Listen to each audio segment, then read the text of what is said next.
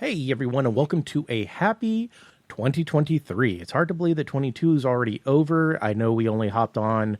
We were doing good there for a little while. So my New Year's resolution this year is to publish 21 episodes at a minimum of Models Workshop.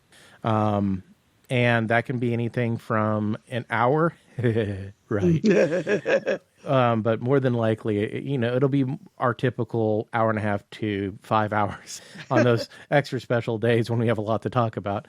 Or we just talk a lot. Or we just or a lot of stuff is happening. Like there's actually, oddly enough, it's all pretty recent too. Like there's a lot of stuff that's been happening. The last episode we did got a little bit of a complaint. Someone was like, too much truck stuff. I heard you. I'll cut back the truck stuff. I know we have a few listeners out there that are truck drivers, so they do understand it, but I'll keep it down to a more acceptable layman's level of stuff. Maybe advice on what's going on and all that jazz. But you're allowed to a little bit more at length if something is on fire. Which is true. Like that particular month wasn't a typical month. It was very atypical of what was happening. And one thing everyone here in listener land needs to understand is, and I realized this actually very recently, is this is my therapy.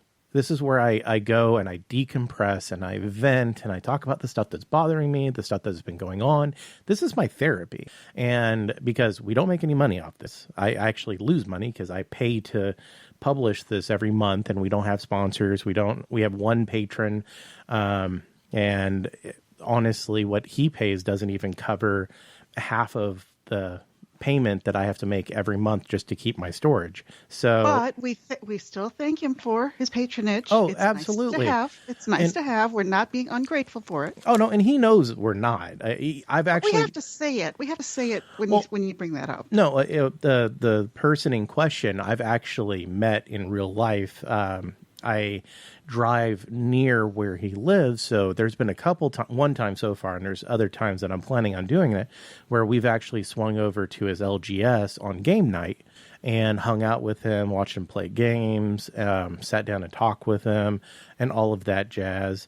And I know Joe, my teammate, has been talking with him about, he's selling him a mixer, which is very similar to the one that I have. A Behringer. Currently, I actually have a Tascam mixer that I need to reintegrate into the setup. I just haven't even been coming out to my studio. Like, I have stuff I need to prime in an attempt to paint, and I haven't even done that. Like, I bought this brand new, it wasn't brand new. I got it from a pawn shop for an incredible deal. It was brand new to Larry. I'm actually pretty sure it was brand new. Like, it's brand new to Larry. We'll go with that. It's definitely brand new to Larry, but I'm actually pretty sure it's brand new. Like, I'm trying to get you past that part. I'm trying to push you past. Come on, move. You cannot do something like that to an ADHD person because then it causes us to hang up. But basically, I think it was brand new. I think they bought it. They didn't want it. They decided that they weren't going to do the thing, and they sold it to a pawn shop for ridiculously. And I got it for over half off, like way over half off. And this thing's like $900 new. Like it's a beautiful piece of machinery.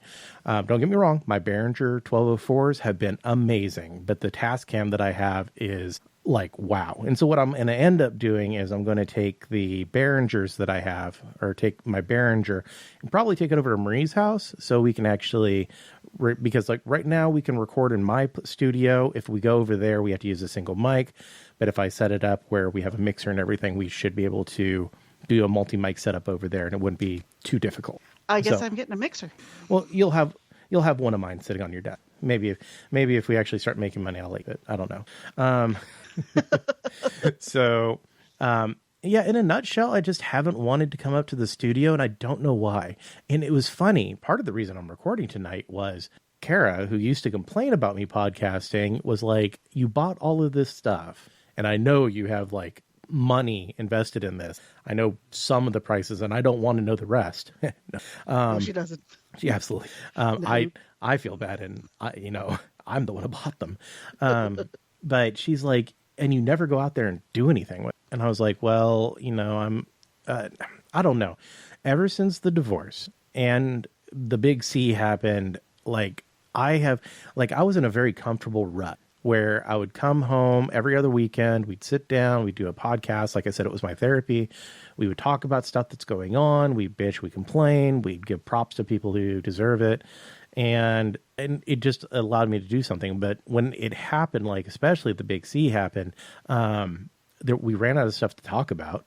Like oddly enough, the time in history where we had all the time in the world to talk about stuff because I was off work, the trucking industry shut down, almost everybody else was off work, and we didn't have anything to talk about.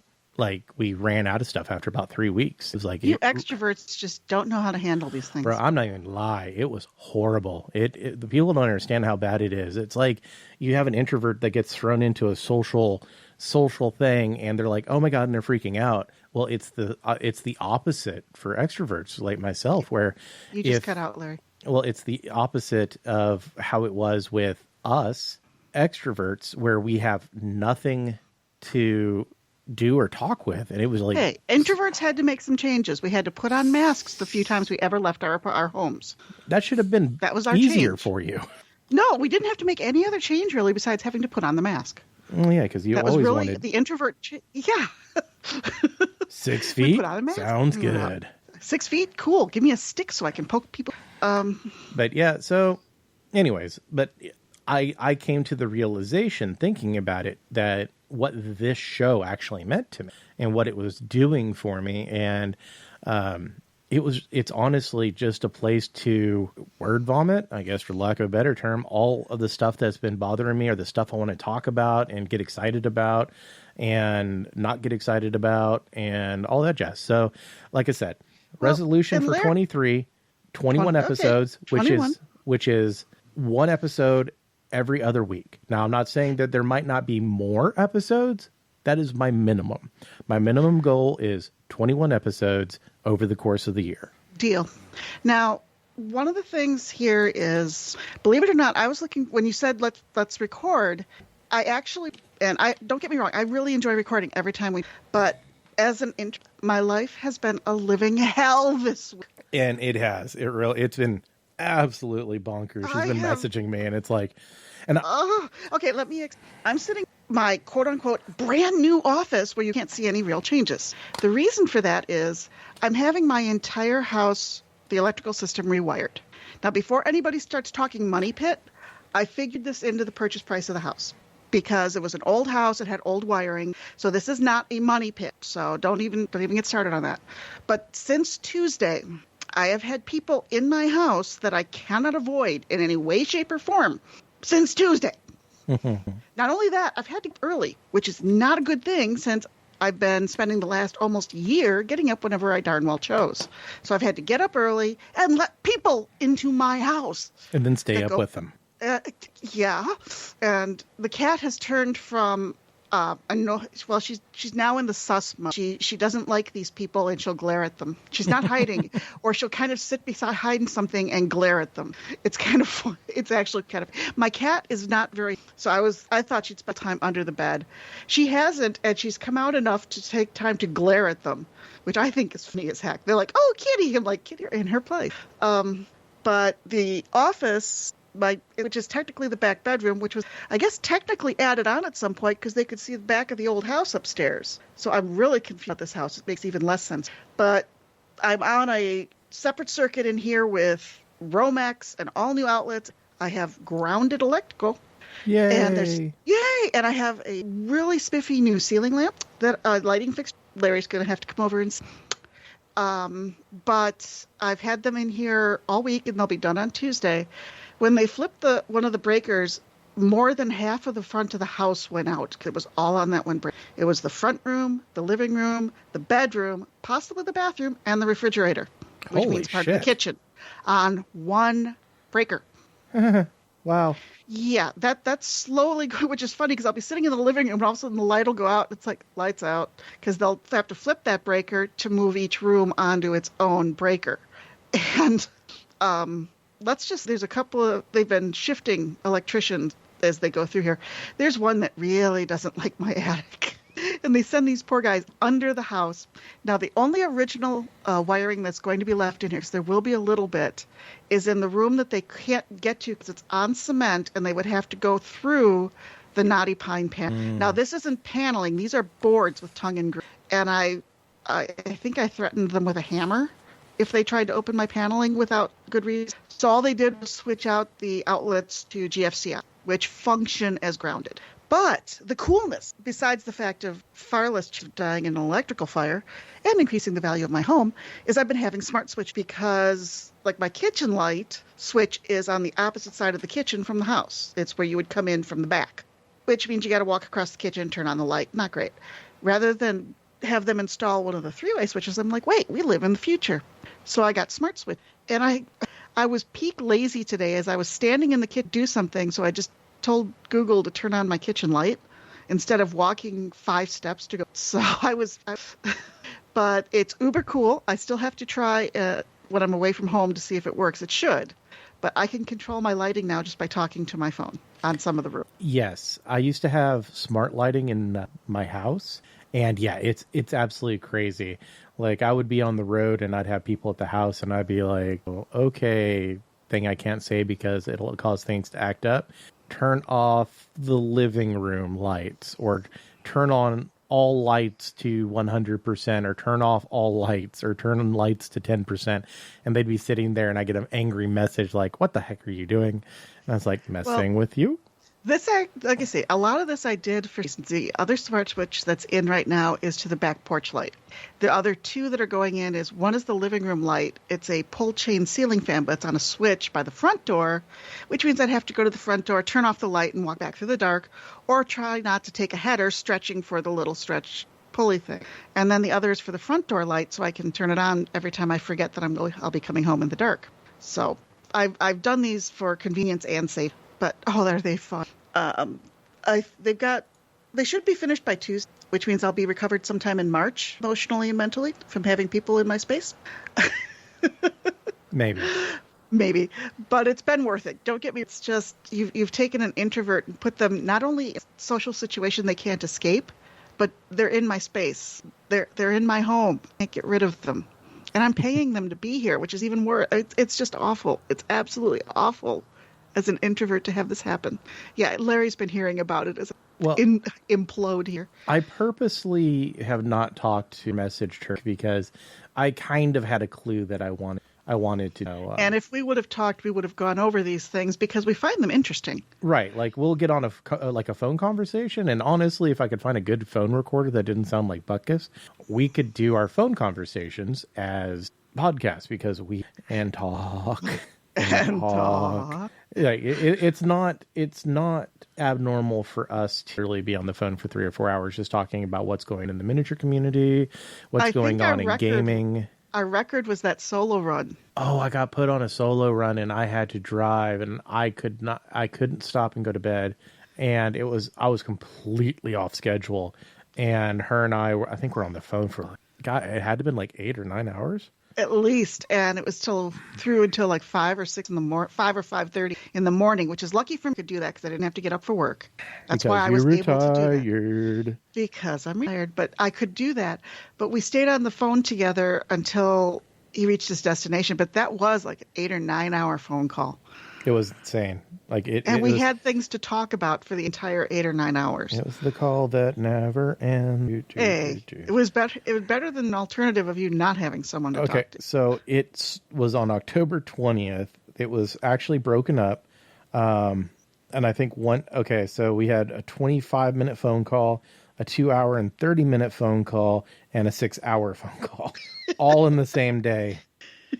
I'm pretty sure that was the day because there's no other time I can remember talking to you for like 8 hours. And it was, we started talking about like nonsensical stuff like dream, like it would be cool if we could do this just to have something to talk about. It was kind of crazy. It was, and it was a fun conversation because I hadn't had one like that in a very long time. Yeah. But yeah, the main reason for it was to keep you alert and driving. But the thing is we had stuff to talk about the whole. And I just did keep that in mind, folks. I just did another post to see if I can stir up a little hornet's nest on a topic we'll be going over. Oh, hopefully in this podcast. Already. Yes, you do. I have that. I have a good idea going to be about. I'm going to be one of many in the crowd of voices about it. Yeah. Now, you showed me the Switch game that you bought. You showed me a Switch game you bought. You sent me a picture to taunt me. So we ended up stopping off at GameStop, which is never a good thing. We did discover that the news that they'd put out that PlayStations were readily available now was not fiction. My local GameStop actually had both the disc version and non-disc version, all digital or whatever it's called, of the PlayStation 5 available. And my son asked me, well, actually, I asked my son, it's like, hey, look, you want to get this and pay me back for it because I know you've been wanting one. And, you know, he's 20. He's good with money. He's good about paying me back. So I'm not worried about it. And he's like, that would be cool. I was like, all right, so I'll go ahead and I'll pick it up for you. I'm not going to lie. I want to kind of play a couple games on it too. So, but he ended up picking it up. And then while I was walking around, actually he brought it to me because he's kind of into 40K too. He brought it to me and I was like, that is so cool. Apparently this game just came out. It is Warhammer 40K, Shootas, Bloods, and Teeth. Orcs. There's a panel, I want to say panel, but essentially 4-episode webcomic about it on Warhammer Community. Oh, okay. I'll have to check. Kind of a lead into. Like, I had no idea this had even come out. That's because you're not an orc player. Well, it's one of those things. It's a 40K game, and I was like, that's my type of thing. That would be something I want to say that under the radar because it is so orc focused, and because of the game design. Okay, that's fair. The fact that I want to say that's why it flew. The fact that it shows that it came out in October really kind of makes me go, what? I'm waiting for a good Steam sale, by the way. I haven't played it yet. I've heard about it. I read the webcomics, which are absolutely hysterical, Larry. You have to read them. Okay. And then the Goff Rocker cartoons you have to read as well. Those are just off topic, but while you're there, read the Goff Rock to go with the mini, and it's just a riot. You'll love Sisters of Battle even more after. I just looked at, I didn't even look or read anything on this. I legitimately I saw it. It was $30. Yeah. And I was just like, why not? I mean, in all seriousness, it's orcs. And this is what I say even about orc miniatures. You can't screw them up. No, and they didn't. From everything I've heard, they did not screw it up. But the pictures that I'm seeing on the website, I'm just glancing at a couple. It looks like it almost has a comic book-esque look to it, and the controls are super easy too. Like there's one quarter sheet of paper that's folded up that has the instructions on how to play it in 3 different languages. So it's like, here, go play, have fun. You're an orc. I'm looking forward to it, and like I say, I'm waiting for a Steam sale to get it, and there's reasons for that that have nothing to do with the fact but I'm waiting for a Steam sale, and I'm looking forward to playing it, and I've heard good things, and you just really can't go wrong with them. The webcomics were a riot. The Goff Rocker ones are just as funny because the miniature is popular, but the game, big thumbs up from the orc player. Awesome. And even the general reviews on the few websites that I've looked at are all giving it hey, this is a really good. It's scoring really high in the race. So well, after you, then I do want to, if it comes up again, I'll mention one of the things that came up in the discussions, but I'm not going to say it. Okay. I'm sure we'll revisit this after I get some play time. If anything, just to be like, hey, you should go buy this game. Yeah. I'm watching a preview video. Okay. I like the style. It's just. Oh, it's a side scroller. That's what I'm saying. It's a side scroll. It's got a very definite. It's Contra with orcs. Yep. I love it even more. It's Contra with orcs from what little video I saw. Like I said, I didn't even look at it. I saw it. I was like, it's orcs. I liked the way the cover looked, and it was $30. I was like, I can't go wrong. Yep, you did well with buying it. I picked up another game, Year Zero Road to Eden. Buddy of mine who plays 40K, Jer, recommended it and was like, hey, you should buy it. And I went and looked at it, and he was like, yeah, it was on sale when I bought it for $30. And I went and looked at it, it was on sale for $16. And I had some gold points left, so it even got cheaper. And I was like, sure, it's a fun game. I wish it was a little faster. That's my big complaint about it. It does have a lot of sneaking, kind of Solid Snake style, but going from area to area, I wish your characters walked a little bit faster. It's like, I understand when you need to sneak going slow, but I don't need to go this slow walking from area to area. Should I admit that I'm stumped at one point in the Untitled Goose Game, and I'm too stubborn to go look up online how to get past it? I've actually had that with what was it, Angry Birds or something. I remember one time I got stuck on a level, and I was like, how can you possibly get enough points to get past this stupid level? It happens to the best. I just think it's funny that I every once in a while I'll pull up the game just to do this. And then I realize I'm in the spot that I'm stuck, and it frustrates me, so I just make the goose drag stuff around out of the way.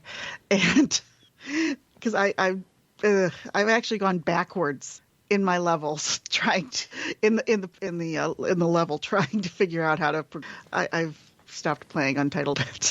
Yeah, usually whenever you get to the level of you want to punch your screen, it's tough. I will admit that in all my years, decades of playing video, and I have never gotten angry enough to that point. I don't invest in that much. I get frustrated. And I don't get that screen level of anger, frustration. What I get is frustrated enough to say, okay, I need to step away from that. And I do. I'm very careful about that because I can't, as you know, introverted and everything else, we only have so many spell slots with everything else. Fair. So I have other things I'd waste my spell slots on rather than a game, knowing I can go online and look up what I'm doing wrong. I'm looking at the games on my computer. You laughed at me because you saw the games that I have. But yes.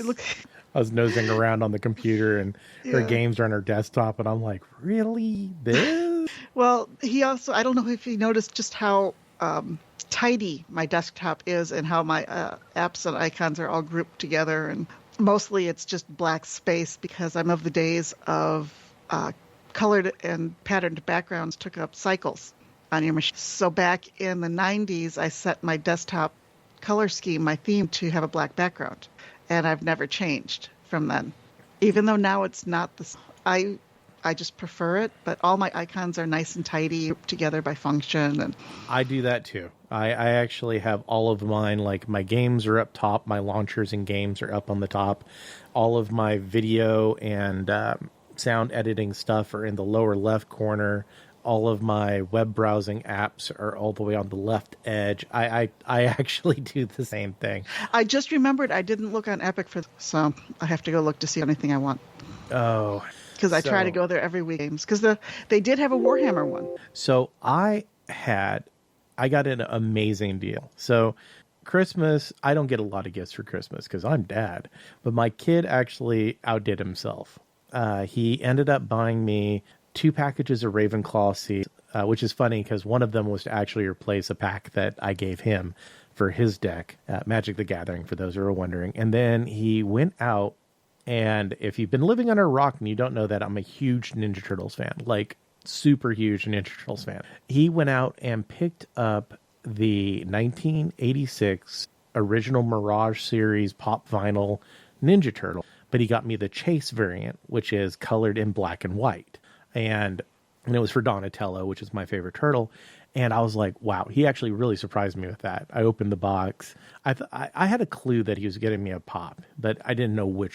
I opened it and I was like, I love it. Well, in typical Facebook fashion, I ended up getting an advertisement from this company called Pop in a Box. They are not sponsoring me. I'm just throwing their name out there because I just got my stuff, but it's Pop in a Box. And they had a sale going on for all 4 of the 1986 Ninja Turtles, Casey and Shredder, which I do believe is the entire run of Mirage 86 Pops. They're not the Chase variants. They're just the normal ones. So they're green and they all have the red bandana because original Turtles all wore red.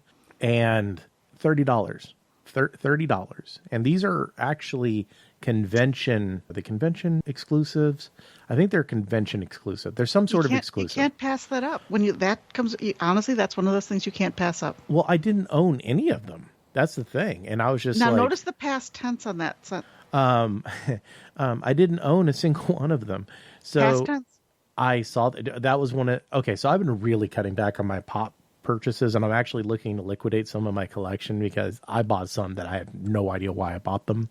And I'm focusing hardcore on certain ones that I'm actually a part of the fandom, like Big Hero 6. I own the entire run of those. I own a lot of Turtles.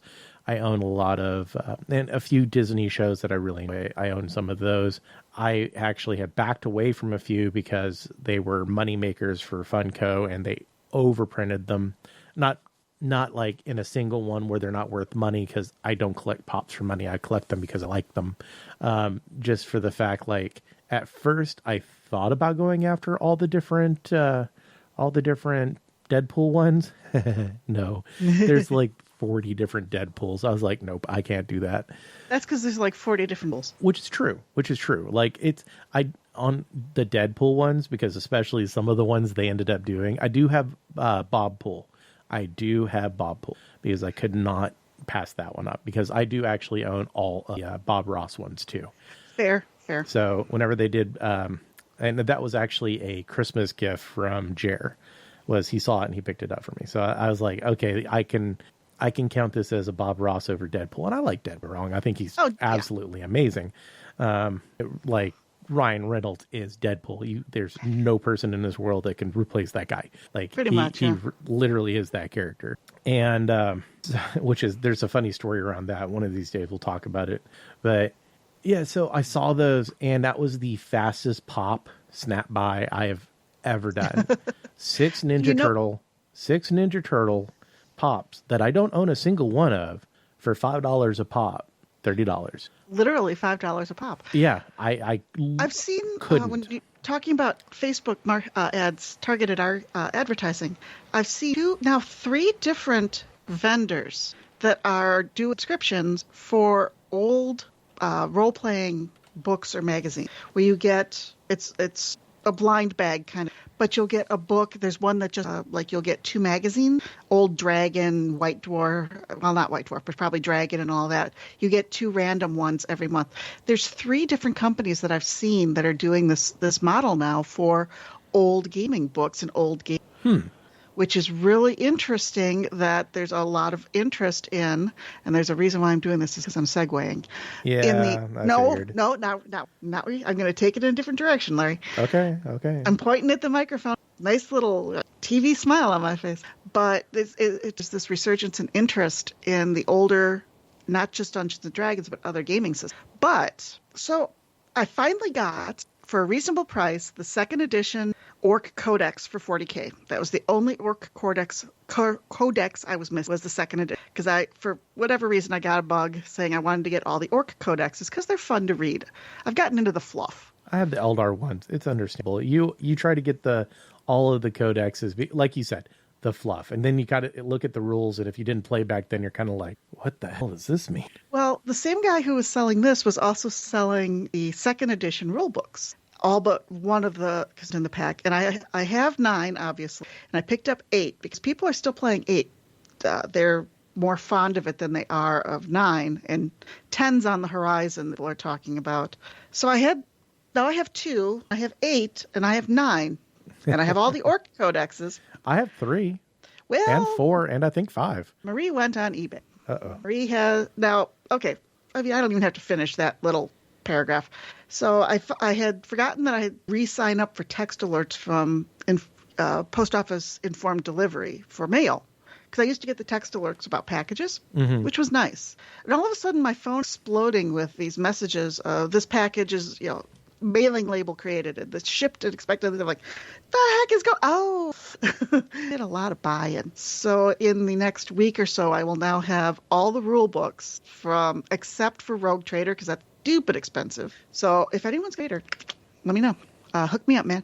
But everything from second edition forward, I'll have all the rule books because I have the matching codexes. And with all the stuff going on with 9 and the pot, people are iffy on 10, and they're starting to go back to the old. Like, 3rd was pretty popular. Well, one of the things 6th or 5th was played for a long time. Like, people didn't want to give it. The Acadia, I think it's Acadia that just came out, the latest codex, delineated something, a bit of a change of Games Workshop, whereas if there isn't a model, an official model for it, they took it out of the codex. That's not the first time they've done that. Well, they've done ones where they just expect you to kit bash it or use a different model. They've specifically removed fairly significant. The Guardsmen's forces really got nerfed out because they lost like half of their, I want to believe, because they never put out models for them, so they just took them out. You can't even kit bash out of existence. So 3D printing, that's one way Games Workshop seems to it.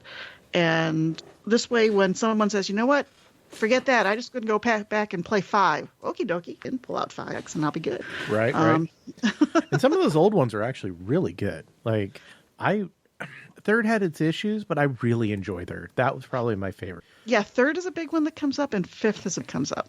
I'm looking forward to, I enjoy reading rule books. I honestly do. I enjoy reading rule books.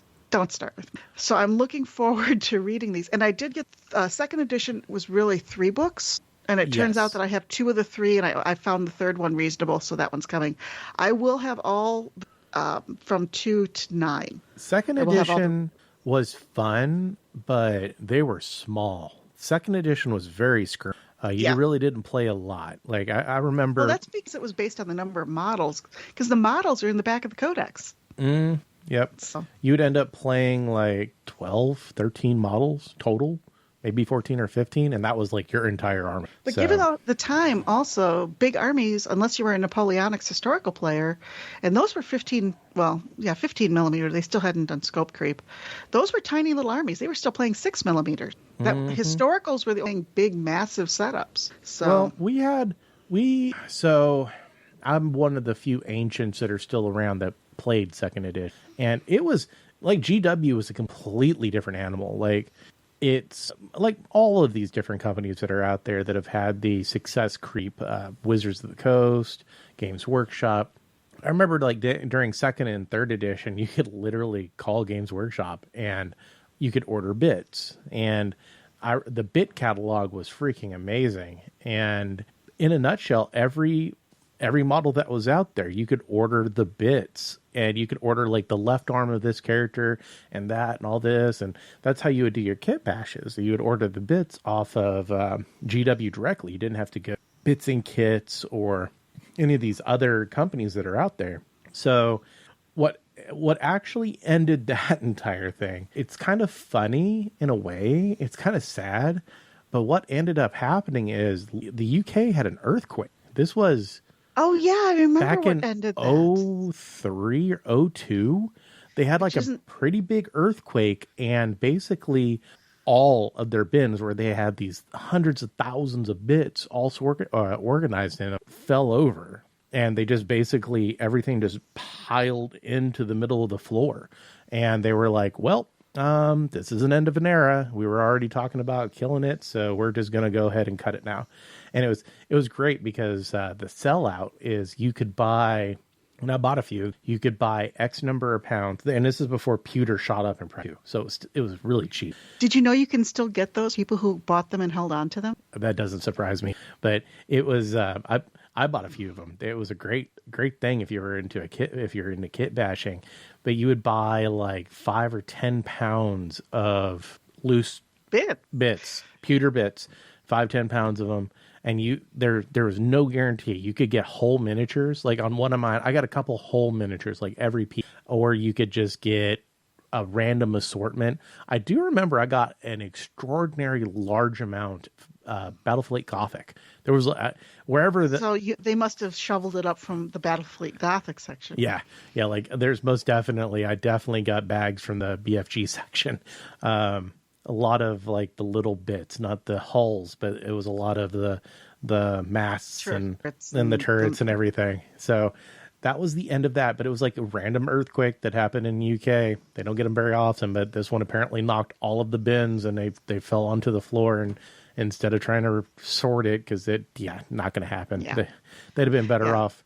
And you're talking about a culmination of decades of spin casting where they would make, basically they would have order processing for, let's say, 150, and they would make 180 instead for overage, just in case a part got messed up. And they would ship the other 30 off to the bits sections, divide them up. And every day they were doing this for years and years and years and years until they had this massive back catalog. And then they opened up the bits catalog. Originally, it was what everyone does, and it's just a certain amount of overage to fix mess up. So, well, one of the other things that's happened is the Kill Team Octarius pair of books. Everything in there is expired. So Army of Renowned, everything that was in the Octarius books is no longer match play legal. Oh, I'm so the glad Octarius, I have those, I guess. Yeah, now you've got them for fluff, and that's all that they're coming out with some new stuff that kind of replaces it, because the one of the big things that's out there is the data slate. Big data slating, and every like the Armor of gone. That was part of the Octarius, so it's gone. And I'm not sure how well things compare. What got nerfed, I know that there's been some point reductions on the orc side that make things a little more interesting, and there's other things that don't. And I think they changed a flyer rule. I think you can't bring in and someone will obviously, if I'm wrong, that you can't bring in, I want to say reinforcements, but I know that that's not the word because my brain isn't working right now, until turn 3 if you use a flyer or something along those lines. So really? Flyers really can't be effective. I honestly see, I have mixed feelings on flyers. I play Eldar and Space Marine. We have some pretty cool flyers, but I honestly think some of the worst problems that we have had with the game have been because of flyers. I miss the orc tactic, the flying headbutt. I'm really sad they took that one away. That's where you absolutely crash your. Okay. Obviously, at the end of the turn, it's marked as destroyed, and the enemy your opponent does get victory points for it, but it also does a lot of mortal wounds. Fair. It was a good way to take out the Space Marine castle when you had the castle. Is if you drop a Burnabama in the middle of it, it tends to break things up nicely. True. Yeah. I mean, it's worth it if you look at the point cost. Right. So speaking of miniature games, we are currently, myself, Jer, and a few other friends, Marie. I had said your name in my head. So I would say, we are getting into a new game, implying you, and Jer and everything else. And I was like, let me go back and make sure they know I'm talking about Marie too. But we are getting into Battletech. Stompy robots. Right. Battletech, for those who don't know, and I don't know how. Stompy robots. You're walking around in mechs that weigh typically 25 to 100 tons. Stompy robots. It's like 1 in 256th scale, I think is what it is currently. And it's released by Catalyst Games. Magazines full of missiles on your shoulders. Pretty much. Like, boom. It's a really interesting game. There's 2 different ways to play it. And for the most part, there's actually 3 different ways to play it. There's classic. There is the more traditional version of it, which is based off of classic.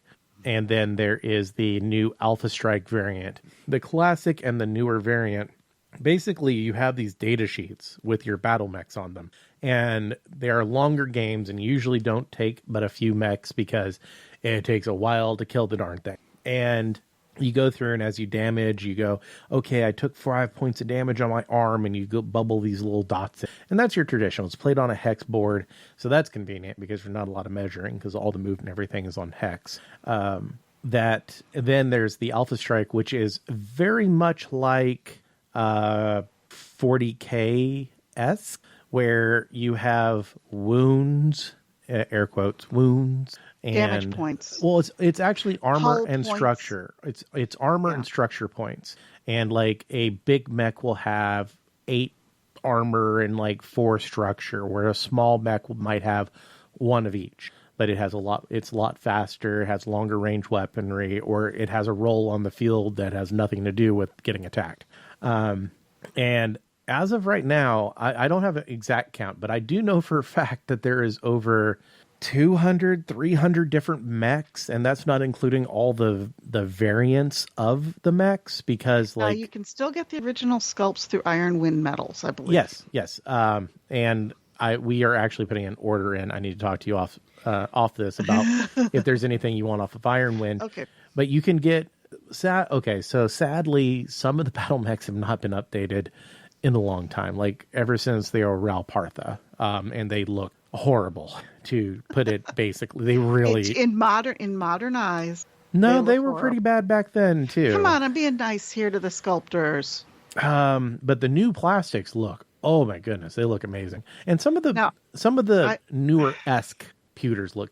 I am going to say right now, I don't intend on buying any true BattleTech miniature. That's fine. Because I have an absolute crap ton of Talon Games / Reaper's Cav, which are on the same size hexes, which are Stompy robots that are also the 10 millimeter scale.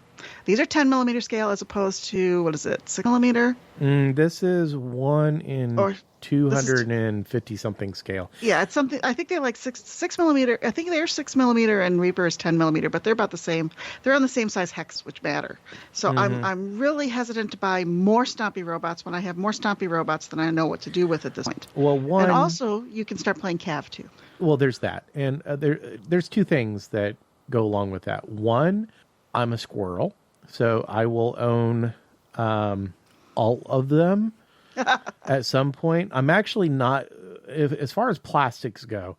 Okay, so your typical box set for the stuff that's coming from Catalyst / Tops, because apparently Tops owns them, or it's some sort of weird partnership. So, which means they're owned by Fanatics now. Well, anyways, the other thing is, if I'm going to get plastics, I belong to a group for BattleTech. Oh yeah. So I'd be able to proxies if I really wanted to get more of the BattleTech style.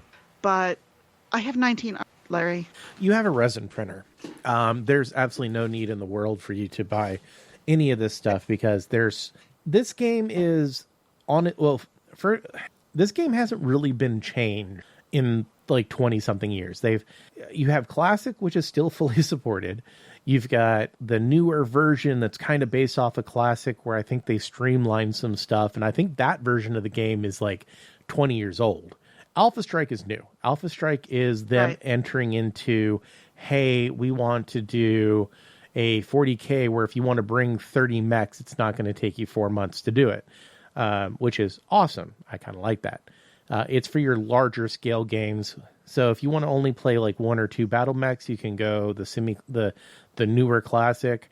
And if you want to play huge games where you're playing multiple lances, you can play Alpha Strike, which is really awesome. And the good thing about it is all your data cards are free. Like you just go on to, I forget the website off the top of my head, but you go to that website, you type in what battle mech you're looking for. It gives you the data card that you can then print out and slip into what a lot of people do is they'll take a magic card and then they have a sleeve and they slide the printout on the back of the magic card, and then they use the sleeve and they mark using like a vis-a-vis marker on the sleeve to mark your damage. So at the end of the game, you just go whoop and you're good to go. So there is no... Always good. Right. You have three different box sets, which I own all 3 different box sets. You have the basic one, which has it kind of explains, hey, this is what this game is. Comes with 2 miniatures. It was like $25. Then you have the Alpha Strike box set, which comes with like 18 miniatures and a quick start guide, which is enough to get you going, like playing of some pretty nice games. And then you have the I really need to find out what the actual name of it is. The new classic. I'm going to have some battle type players Randy's going to message me and be like, you fool, it's this, you idiot. And Well, like, oh, yeah, we'll get there. We'll get there. Oh, wow, I have the BattleTech book. Right.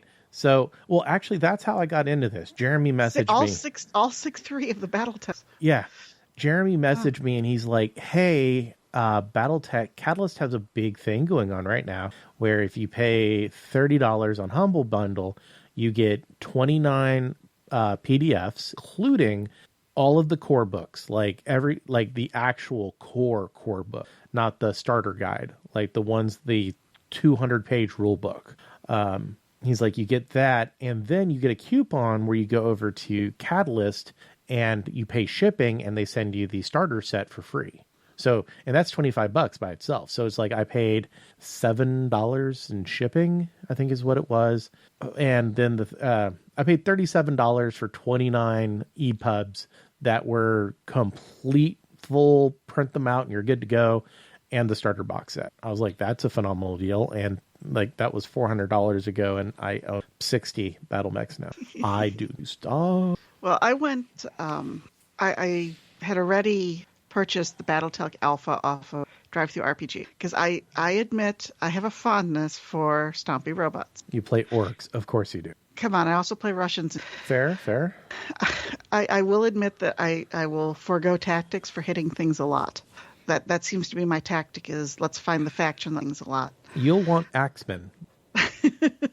They literally run up and smash things with axes. No, I'm okay on mecha stuff, on the battle mech and anything like that, the stompy robots. If I can do guided missiles and rockets and other fun stuff, I'm perfectly happy with blowing things up from a distance. But tactics are generally just me wailing away on stuff. But I'm looking forward to that. I'm also looking forward to possibly playing Cav because it has similar. It actually uses the Reaper engine underneath it, which is the same one for their fantasy game, where they have more or less you have so many damage, which is kind of 40K style as well. But as with many things, as your damage goes down and you have the damage kind of stuff. So I'm actually looking forward to that. And if you guys are going to play Battletech, I'm going to make you play Cav. So it's only fair. I've actually kind of wanted to get into Cav anyway. Woohoo! That's fine with me.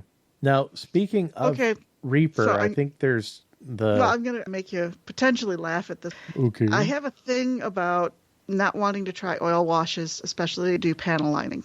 And I don't know why this is. I just don't want to. Hi, Thomas. I hear Thomas in the background. For the new listeners who... and for Marie, because I'm not sure if she ever listened. When I lived at my old house, we're like 2 blocks away. So it would come by while we were recording, and my window faced it. So you could clear as day hear the train going through. So it was, every time we'd hear it, we'd stop and be like, hey, Thomas. And I could actually hear the train from, I don't know if anybody else could hear it, but I could hear the train as it was going by. So it's kind of reliving old memories of Thomas coming and paying us a visit.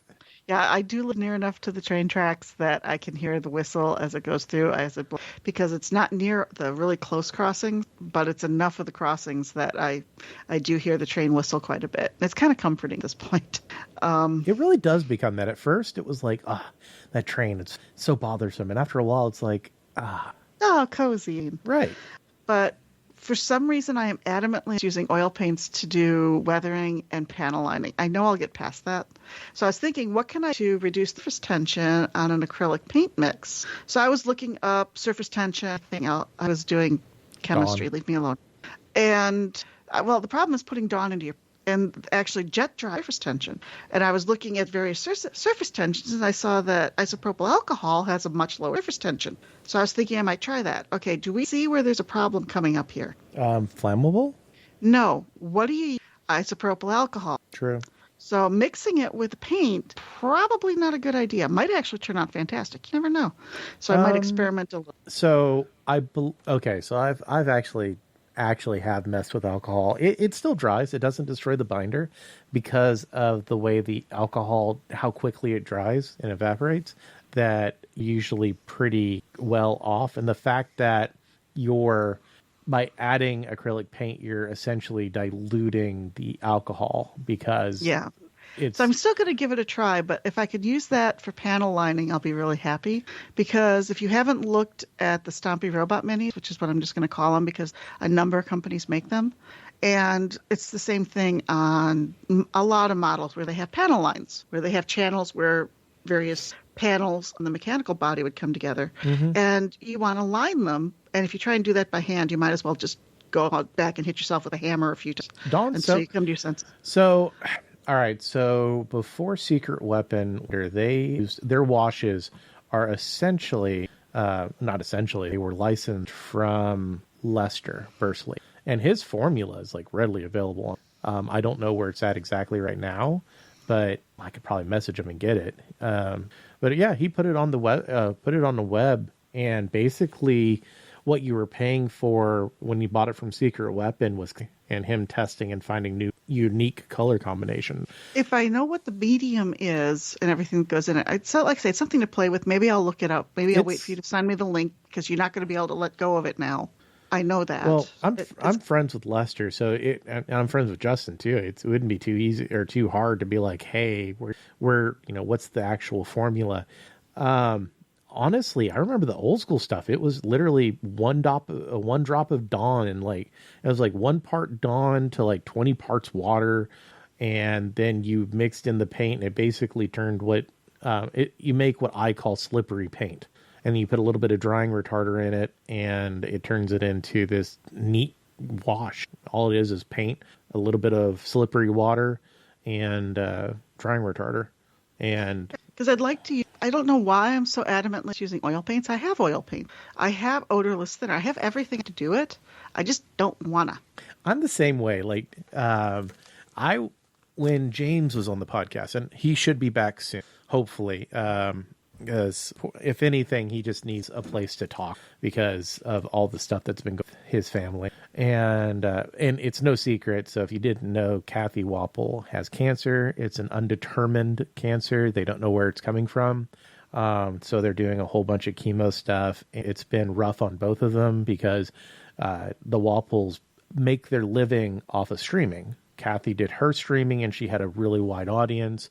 James has his streaming and he had a really wide audience. And this is kind of threw them into a bind because they had no other income streams. So it's been, I don't want to say it's been interesting because that's not the proper term, but it's been very, very difficult. And, I talk to Kathy whenever I get a chance. I talk to Jim whenever I get a chance, but I know he's been busy and I know she's been busy in a sense. And I have talked to Jim about coming back on, missing him. And I do.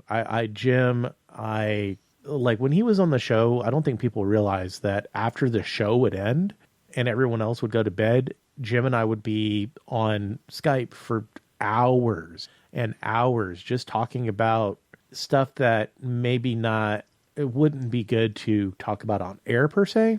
And it was a lot of stuff about like, it was nothing bad. This is Jim we're talking. He's basically it's just Bob conversation. Ross. Right. It was personal conversation. And I found out kind of funny that Kathy is friends with someone that I know in Chicago that I've known since the 90s. Well, they're from Chicago, so that doesn't... I know that, but I didn't realize that the two of them knew each other. Oh, I've had that happen too. It's like you'll click on someone and it's like, how the hell do they know them?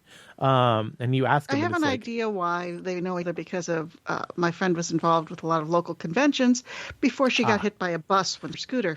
Oh, yeah, the convention thing's probably what is where they know each other. More than likely. Hey, maybe we can get Kathy and Jim on the... But we would sit there, and this is right when Jim was first starting to get into oil paintings on miniature. And we would sit there, we'd have our webcams on, and he'd be showing me, he's like, hey, I'm trying this is how it looks. And he's a very much so like me, an experimenter. He'll tinker. He tinkers with... now you just made me sad because something I never got to sit down with him and have him show me what he did because I wanted to learn how he did it. Okay, do you want to... One of these days, we'll just run up to his house and visit them and make him dinner and stuff. We can do that. Like I said, Jim and I are friends. It's not like he just came on the show every once in a while. I consider Jim a close friend, and we know each other in passing. We know that each other exists. Really, we can say hi. Like that's about the level of it for me and Kathy and him. Yeah, see, for me, it's much more than that. Like I consider them close friends and. All of that jazz. Like there's been a few times that I wish Chicago wasn't 4 hours away because they were having like a computer issue, and it'd be like, well, if I could come up there, I could help you out and all of that stuff. Because as amazing Jim is with painting, he's a bit of a wizard when it comes to technology. Well, the other thing, it's not that I have anything against Jim and Kathy in Fort Wapell. It's just that it never really happened.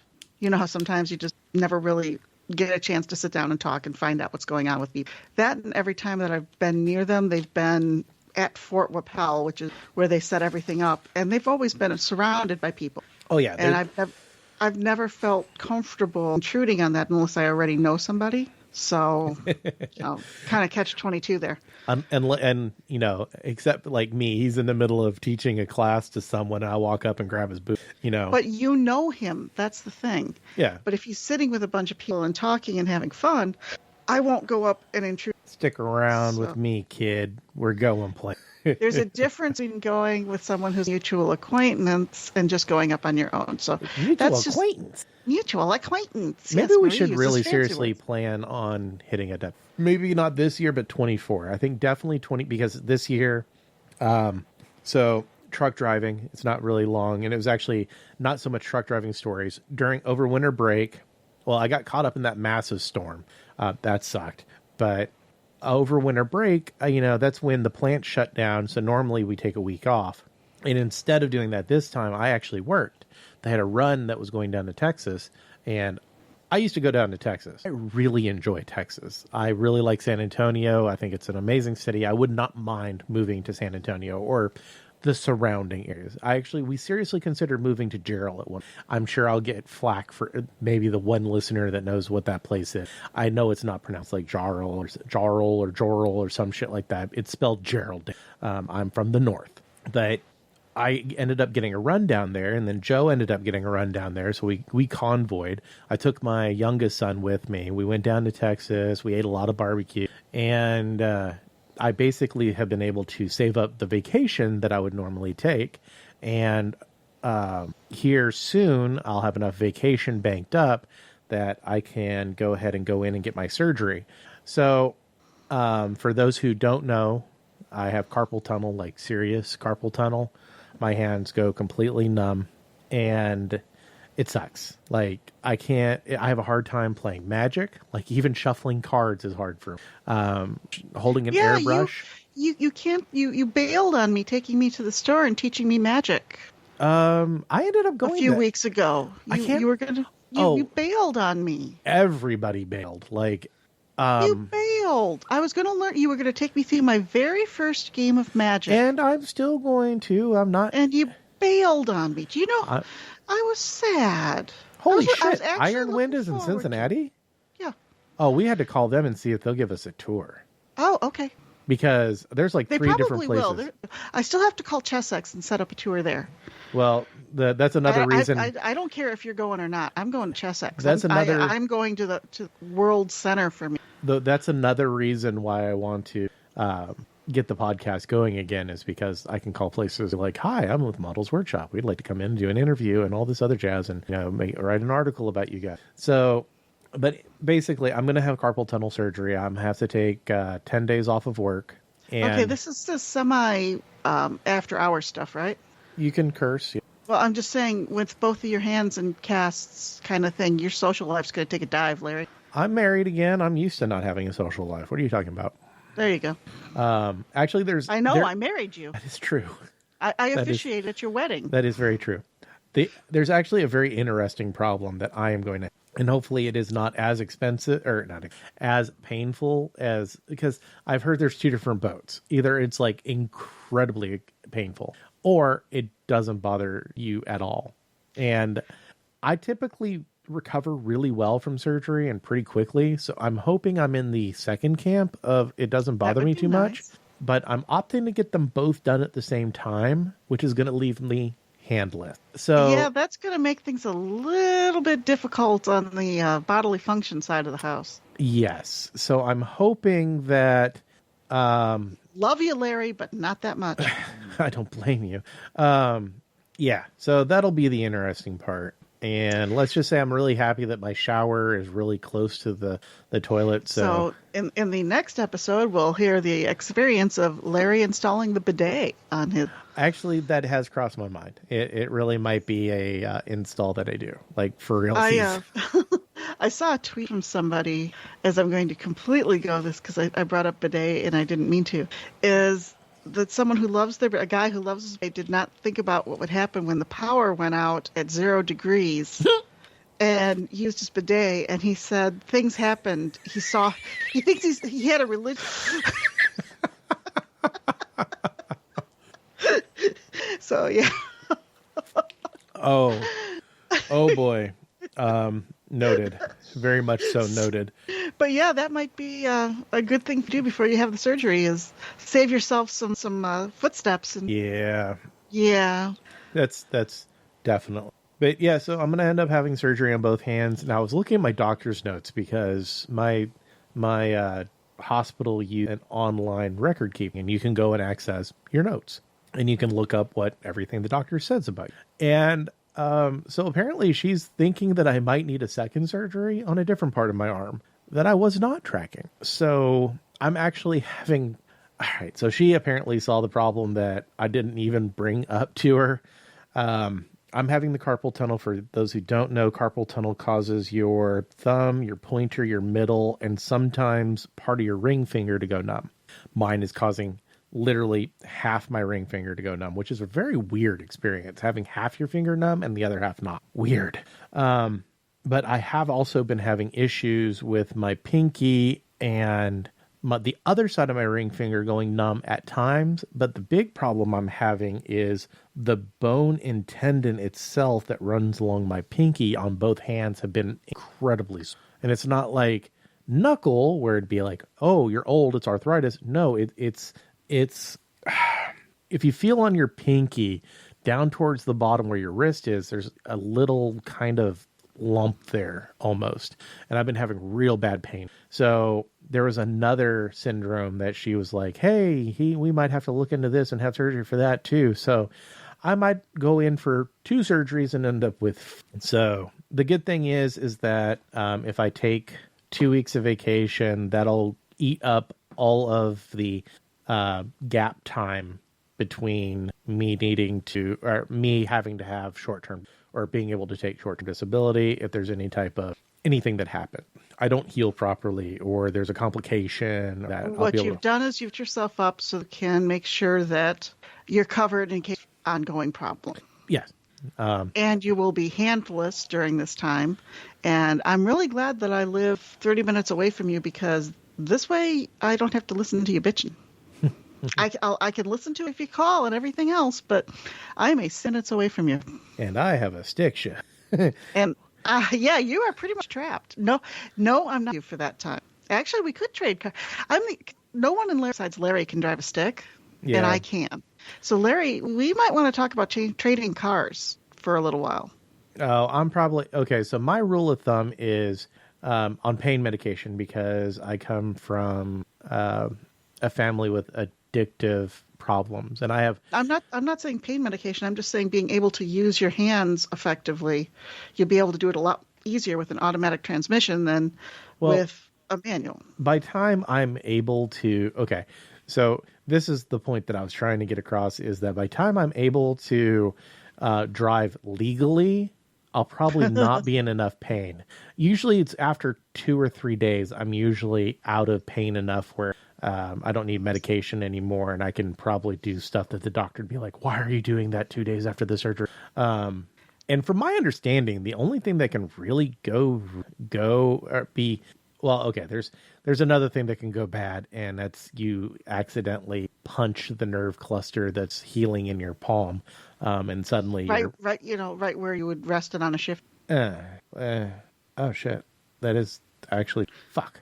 That's why I'm saying, Larry, we might want to trade cars for a couple of weeks. So hopefully that means I'll be back into painting because I have like 50 something battle mechs. I've already decided on my color scheme for some of them. I'm building a mercenary band, and I'm going through and building spreadsheets, what I do, and deciding what I want to pick up and where things are located. And so it's kind of good because we are jumping in right as Alpha Strike is kind of coming out. Like Alpha Strike apparently is like new. So we're getting in on the ground floor. I was like, all right, that's cool. But yeah, so that's what we've been doing. That's what our plans are. I like it because there hasn't been 75,000 rule changes. You can still play the 30-year-old version of the rule. Well, almost. Certain mechs have been removed from the mech books, unless you can find them online, which is easy to do. And because of the entire Battletech versus... There was a big lawsuit. Battletech got sued because of their VTOL mechs. It was some, and was it Bandai? Might have been, because Bandai would have done that because they would use VTOLs. Right. But that was the entirety of the entire lawsuit for BattleTech, was over their use of the VTOL mechs. Basically, the mechs that look like, okay, so Harmony Gold. Anyway, moving on. So a group of us are looking at starting to play BattleTech. Yep, and I'm already talking with some of the Indianapolis players as well. Oh, it was Robotech. That's right. BattleTech got sued by Robotech. Oh, man, this means I'm probably going to have to brass rod the guns on my Cav because they're the older bones plastic. So I have what I call Viagra guns on some of mine. Yeah. Yeah. So I might have to drill those out and brass rod them. Yeah. And speaking of which, didn't you mention that they were moving away from metal at Reaper? I am not saying moving away from metal. I brought this up to Larry, and I brought it up in more detail with someone else who snarks with. There was a post. I'm not snarky enough? Oh, not in this case. There was a post on the Reaper Facebook group how they were looking for metal minis, and they're not in the catalog anymore. Now they've reduced the amount of metal that they cast. That's a given because so much of their product line is in their various plastics now, and they make the Bones USA and everything else. But people are starting to find metal miniatures that they like are no longer catalog online. So and they don't have a Bones replacement? Well, if you're looking for metal, you're generally not looking for bones, and the Bones USA have been more expensive than the metals in some cases. Isn't that absolutely? Now, whenever you're talking bones, are you talking the limp bones or the new black plastic bones? The black plastic bones are known as Bones USA because that's the Silocast minis. Okay. But it's funny, some of the plastics, either way, can be more expensive than the metals, and people were looking for miniatures that were either in metal and in part of the Bones, one of the Bones campaigns that have not yet been released into the retail channel, which is actually very slow, or they're just not available. People are starting to question what's going on with the metal line. That's always been a question since plastics came out, though, and until... I mean, nothing's been said. I haven't gone back to the post to look to see if they're, again, stating that they're committed to metal or not. But we know there's a change in leadership at Reaper. For those who haven't heard, the CEO and co-founder of Reaper recently passed away. Yeah.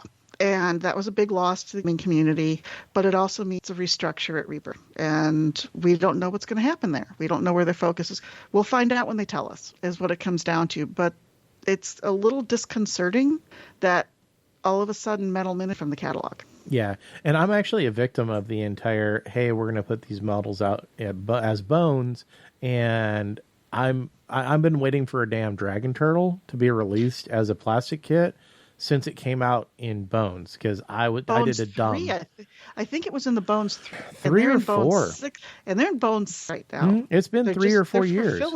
It's been a long time, and there's been some comments on that as well, as long as it's taking for the various Bones the retail market. And I've seen how they package their miniatures, and I don't understand. Okay, for some of them, I get it.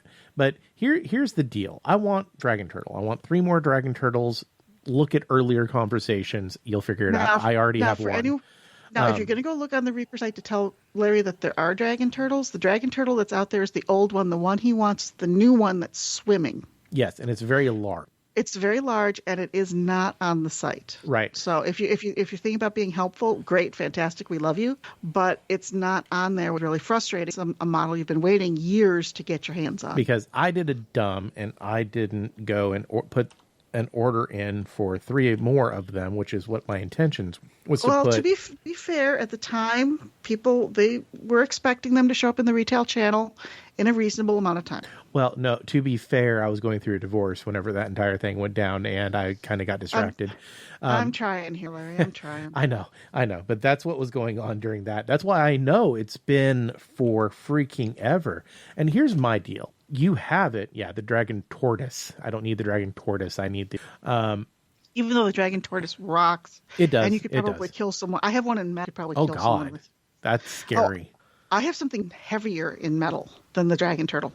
If you have any of the old dragons, especially the red one. Oh no, I have all of those, but I have something even heavier than those. What the? The large earth elemental. Back when okay. Now, this was only issued in lead when they went briefly into pure lead again, because the price of tin went up.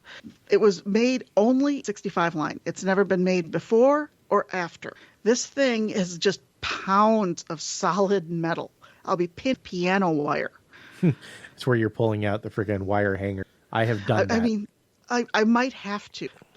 But piano wire should do it, because if you can make a garrote out of it, it should hold the mini. So, and I have the hardened nip. But this thing's a beat. But yes, there's been more than a little bit of frustration about the fact that people are waiting for a release that were part of the Bones campaign that haven't made it to the retail channel. Yeah, and here's my deal: if you have the molds made, I don't care if it comes in a plastic bag.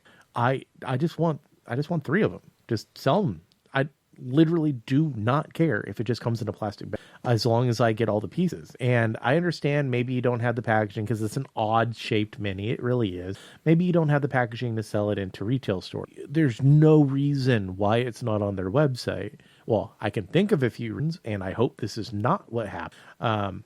Okay, so molds and mold making and mold cutting. So Linus Tech Tips, he's a tech YouTuber, designed I might have actually mentioned it. You've gone through this whole thing in extensive detail. Well, okay, so I'm not going to go into super hard details, but he decided to get the handle for the screwdriver, the 2 or 3 pieces of this handle all cut in the United States. One, he wanted it out of hardened steel, which takes diamond cutters to do. And then he also wanted to ensure that the molds were his. And if you go to China to get your molds cut, that is not a guarantee. The molds might just disappear. And there's a good chance that all of a sudden the market's going to be flooded with your product. There's also that suddenly there's knockoffs. And that's how a lot of these have you ever seen a knockoff that looked really, really close to the original? And you're like, how did that happen? The reason is because they were made in China, and they produced some that they just produced extras. It didn't have your logo on it. And hey, if it's all of a sudden your product's over there, it's released. It's exactly the same. I'm wearing headphones in my studio that are audio, Udio, OOIDA, Udio. And these are the most convincing Audio-Technica clones I have ever seen as far as headphones. The internals are not as good. Like the actual the speakers and stuff are not quite as good. But for $30 versus $300, especially since I'm using them just for podcasting. Yeah. So what's your fear with the molds? I am fearing that, there's 3 possibilities of what's happened. 1, they have too many miniatures and not enough people to cast them or time to cast them. Very real possibility, because between all the bones that they have done, you're talking thousands of miniatures. So there might not be enough production time on the molds to get everything printed out properly. That's situation 1. Situation 2, the molds have disappeared. They were cut, they were originally fulfilled, and they went to the wayside or they were stolen. Is that likely? Okay. Probably not. Is it a possibility? Yes. It is. And option 3 is that they haven't slowed down enough. It kind of ties into option 1, and they just keep pushing new products, and they're trying to get a lead time. Like Bone 6 have already been cut, and they're already starting to produce them with the stretch goals and everything, just because they're trying to get ahead of stuff, and they just haven't had time to go back and get the originals. And I'm going to throw an option 4 on there. Okay. Which is the larger miniatures like you're talking about, which is kind of an oxymoron when you start talking about it that way. Oddly, yes. Don't make enough money for them to justify a production run, when the smaller ones they can get more of and make more money from out of the same. Well, also those large miniatures use a metric ton of material. Each one of those dragon turtles probably uses enough material to make easily 20 miniatures. Right, but if they make, and that's what materials cost, but it may be more, they may be doing the cost-effective route and doing the humanoid and giant, essentially the humanoid miniatures and similar, because there's a bigger bang for the buck on those. They can fit more of them on the ships. They can ship out more of them to the stores. And there's a bigger market for them than they are for things like the one that you're waiting for. And because that's more specialty. And of the large models that are being produced, the dragons always Maldrakar, the big blue one, the big red one. Don't get me started on Maldrakar. I will go on a rant about that. So, and here's actually another option, is simply that China was hit a lot harder from COVID. And in a nutshell, everybody has been kind of hit by this, like across the industry. Yeah, and they've gotten hit again. They've gotten hit again, too. I was actually getting ready to bring that one up. I really need to not drink pepper. I love Dr. Pepper, but it makes me burp. That's why I drink water during. Yeah, I probably should. So, for those who haven't heard, there's some big news coming out, and I got it from one of my Kickstarters that I backed, that basically COVID is hitting really hard in China again, and most plants are running at about 15% capacity. And the company in question, and I'm not naming, it's not that I'm not naming them because I don't want to shame them, because honestly, they did thumbs up work. Like, thank you. But they're not nearly the only one affected by it. The thing is, I can't remember who sent the email. So anyways, I understand. They came up, they were really upfront forward. They're like, hey guys, we planned on having 28 Connexes packed and shipped. And right now there's 8 packed. And we don't know when we're going to get up to the 28 because they're running at 15% capacity. So what does this mean? Current Kickstarters are going to be delayed at a minimum 2 to 3 months. And then with the increased freight costs that come with the fact that everybody wants, when they get it, they want their stuff shipped. Well, here's another problem so these factories are also selling time in the future. So let's say company XYZ had a board game that they're getting ready to produce, and they were slated to start in February because they were expecting to have this one company completely out the door. Well, now they're going to be producing ABC's product all the way into March. That means XYZ is going to start late. It's not going to catch up because they are super short on people, and it's not looking like something that's going to rectify or have a remedy within a short amount of time. This is Have you heard the other part of this? No, maybe, but what's happening is the shifting landscape. The original quotes aren't being honored. They're giving new quotes, which are a lot more. And there's other problems these too. Prices are escalating on production. The production timelines are all wonky, and then freight. That's the other thing, is that we are still, to this day, having ramifications of what happened in the Suez Canal. Like, people don't realize that ship getting stuck in the Suez Canal for a week, how much that put the world shipping behind. They literally pushed ships all the way down the the Horn of Africa. Well, you also forget that Pacific ports are so overwhelmed. Oh yeah, there's other weird things like the whole ship just borked it. There's going to be a time in the future, I would not be surprised if they were giving shipping containers away for free as long as you could come and get the damn things and get them out of there. I think they're doing it now because they're abandoning them. Well, yeah, because what happens is the way we do stuff on trucks is we take empty containers back to their place, they refill them, and they send us to them full. And I believe that's what used to happen. They would have cargo ships that were going back, and they would only have like half the Connexes that actually had product on it, and the rest of the Connexes would be empty. Because we always bring in more than we always import more than we export from countries like China. Well, here recently, they've just basically been going, nah, we're good, and just making new Connexes, because apparently it's cheaper just to build new ones and ship them over. So now we're stuck with thousands upon thousands of empty Connexes. And what they're doing is they're piling up at the ports so that there's no room to get new full ones going on. It's just complete Charlie Foxtrot when it comes to the whole international shipping chain. And the problem is that some people are probably like, we'll just load them on trucks and send them out. They can't get the trucks to them. Well, the problem is that you can load 1, maybe 2 containers total on a truck. Oh, yeah. And how far are you wanting us to take these things? If you're talking like 2 hours down the road, that's a 4-hour trip. We might be able to take one truck, 2 containers. And trains are not the end because trains don't always go where you want them to go. And it's the same problem. It is the same problem. In all honesty, what someone needs to do is they need to build a big freaking smelt out there. And when they're done with the containers, just like an aluminum recycling place for cans, you just chuck them right in. Yeah, just toss them in, because big, huge lugs of steel are a lot easier to transport than full connexes. Well, what I'm really surprised that hasn't happened, well, I'm not surprised, is that there hasn't been a resurgence in American industries doing the same things that were happening over in China.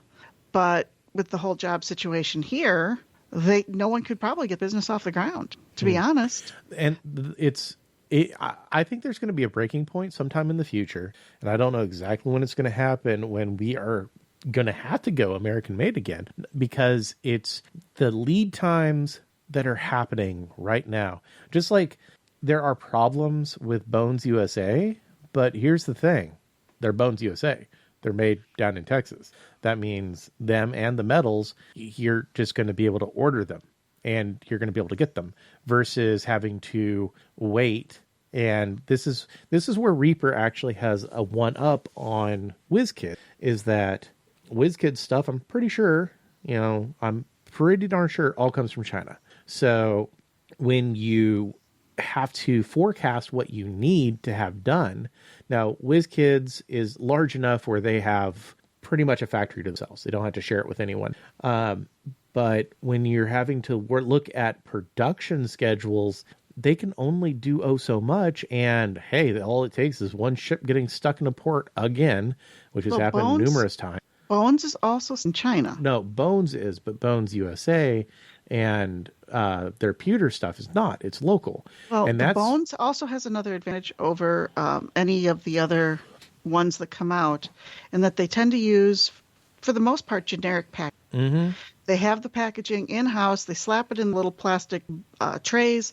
They put the backs on them that they print in-house. They run it through the wheel of pain. Yep. And they can ship them out. They're not specific. Yes, they get that way for the bigger one. They slap a sticker on it. Yep. Well, they actually print those cards in-house. They have a print. Oh, that's right. They don't have stickers on them. The cards have a blank spot. The cards have printers, and then they run them through the wheel of pain to seal them. For the most part, they need the heat on those. Mm-hmm. And I agree. Then they ship them out. But that's something that they have when it comes to packaging, is they don't have to have them packaged overseas. They just come in big bins of miniatures. And that's the same thing with their paints too. They're done in-house as well. And I honestly believe that okay, so it's one of those deals where I believe that Reaper, if they use their advantage of doing stuff in-house in the United States, they could claw their market share back away from WizKids. And they need to, because WizKids has everything going for them. They're owned by a massive company, and Weta Studios. They have licenses, and they're also owned by, there's a upper company to them as well, and they have licenses. Who does the D&D license? WizKids. Is it them? Oh, WizKids? yeah. Okay. That's the huge advantage that they have, because when a new module comes out, the new hardcover, they put out the miniatures for it right away to match. That is true, but they also have to... They have a lot of other stuff, but they have that advantage of, here's your book, here's the matching minis. Mm-hmm. And that's something Reaper will never be able to do. Yes, they've got some licensing, but it's not nearly at that level. Right. That's an advantage that they are never going to have. They never had it, but they are never going to. And I'm a little concerned about their Paizo Pathfinder. Because Paizo's starting to really talk up how 3D printing has invigorated and is beneficial the gaming community. Player much anymore anyway. Just and this leads into probably the next point of discussion that we want to get into. Well, actually, let's talk about the magic stuff going on, because there's been a whole bunch of magic stuff flying around the internet. Have you been following any of it? Yeah, but which one? I don't know. Pick the one you think and let's talk magic and get out of the whole D&D world for a little while. Okay, so Magic 30 pretty much failed. It fell on its face, but 4 packs for $1,000. Who'd have thunk it? They sold, if the leaks are true, they sold less than 1,000 units of the 10,000 plus units that they printed to sell, which is awesome. I hoped it failed harder. I had a friend of mine who bought a box, which is 4 packs for $1,000, so $250 a pack. And I was like, I am so disappointed in you. I am so disappointed. How many of those do you people who bought them to do unboxing? I honestly don't know. Essentially subsidized buys. I don't think any of them were. Okay, that's false. It's not any. I think honestly, most of them were held by people who were speculating on the market and wanted to have a product to put up and store for future reference. Which, since it sold so poorly, they might actually have a small hit on their hand because, they sold next to none. So that fell on its face. So that was freaking. There was a huge article that came out that Hasbro got its credit rating or its stock from a buy to a sell. It completely skipped hold. First time that's happened. That was a Bank of America report. That was actually kind of interesting. And hopefully Hasbro actually looks at it and goes, maybe we should slow down, because the article literally said the exact same stuff a majority of the gaming community has said. The article I read last week where Hasbro said we're not slowing down doesn't. No. I said I hope. I saw the same thing. They say that they're not going to slow down, but we'll have to wait and see, because Secret Lair, which is their own little in-house thing, they sell these box sets. They're $30 or $40, and you get anywhere from 3 cards to the most was 10, but that only happens. But typically 3 to 5 cards, and they're 30 to 40 foil, non-foil, and they're pretty neat because usually you get alternate art, different art. They'll have series where they bring in one artist to do all the cards, and so if you have an artist that you like, or as simple as they have chibi style planeswalkers. So if you're into chibis, you can buy them. And it's kind of a boutique item. And when they first came out, I loved them because it was not always about finance. Now, some of them had amazing financial, but some of them were stinkers. Like you would get $5 for the cards in this $40 box set, but it would have all new art. And I bought one of them. And now it's one of the most expensive Secret Lairs that you could actually buy, if you can even find it, because not a lot of people bought it. It was the cat one, the original one. But so what ended up happening was last year at final count, there was 72. I want to say 72 of them released last year. It was ridiculous. And there were 72 of them, and it just got so out of hand. And this is just Secret Lairs, ignoring the rest of what they did, which they kind of pushed their normal products a little bit more than they should. Just the Secret Lairs alone. One, you noticed a sharp decrease in the quality of cards that were going into. There was a lot more stinker Secret Lairs that if you played the cards, you might get them, but if not, you wouldn't care because they weren't that great. And they stopped feeling oh so special because they were literally coming out every 6 days or every 5 days on average. There was a new Secret Lair, and they stopped feeling special. It used to be you would buy a Secret Lair because, there's only like 2 or 3 coming out this quarter, and look, it has this really cool art that I want to put in a deck. Who cares if it doesn't have a high financial value, since they're only going to put this thing out, and there's only going to be like 2 or 3 of them, so I can fit that into my Magic budget. That changed a lot, because now it was it got stressful. Like it legitimately got stressful. I bought most of the ones that came out last year, and they've already done this year's, and I have decided that I'm talking about December's, which branched over into January. I'm considering that one this year's. I haven't got it yet. I bought some of them, but I did not buy all of them. And that's the first time that I haven't bought all of the various things that came out in a year. And it actually kind of felt refreshing. And oddly enough, there is no Secret Lairs that are out right now. And this is the first time in over a year that there are no Secret Lairs that are currently selling. Literally, first time in a year that there isn't a Secret Lair available to us. Actually, probably a little bit over a year. So I found that very refreshing. Being able to go to the Secret Lair website and there's nothing new. First time in a year. So the one thing I would like is to make these special, like knock it back a little bit, make it where there's a few of these that I would have bought more of, but there was just so many of them. And it's gotten to the point where if I go to TCG Player, where I have my cards, you can find some of these secret lairs for less than they were selling for originally on the drop. I actually went back and picked up a couple of the ones that I missed. Well, not missed. I bought one copy, but I kind of wanted a play set of them. And because they had a card that I play 4 of in a deck. And I didn't. And I went and I was like, oh, hey, look, they're selling for $25 a piece. They were $40 originally. Huh. That's interesting. Huh. Yeah, that is interesting. Yeah, interesting little thing factor. that happened. Then you go through what they released this last year as normal product, and it was full of a lot of hit and misses. And don't get me wrong, I get it. You're never going to release 100% of, on point, super awesome stuff. But there was a lot of decisions that they made that, like, they're pushing out a lot of Commander products. Used to be you got like 5 Commander products a year, which we all agreed wasn't enough. But now you're getting like 20 something, and it's like, hey, look, the quality of these Commander decks have really went down. Slow them down again, please.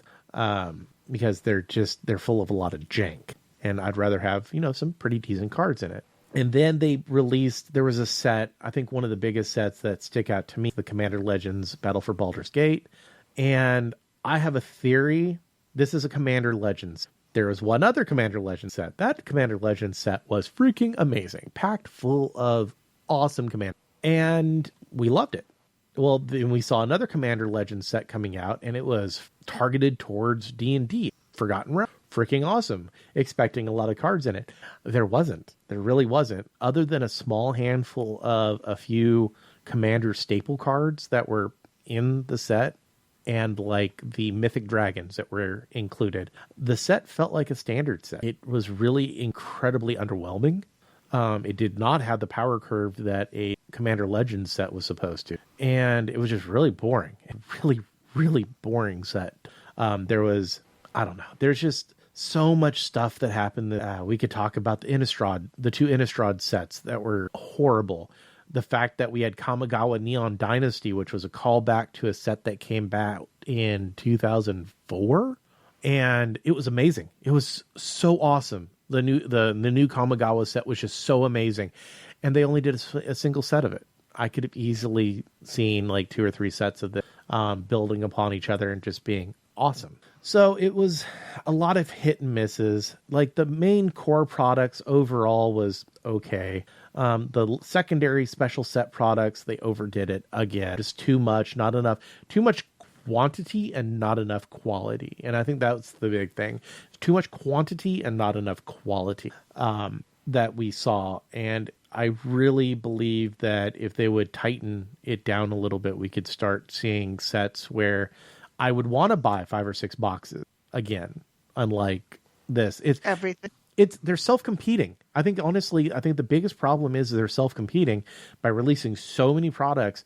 I spend a lot of money on Magic. I spend way too much money on Magic. I know this. And I am getting outwailed. I am getting floored by the amount of product they're putting out.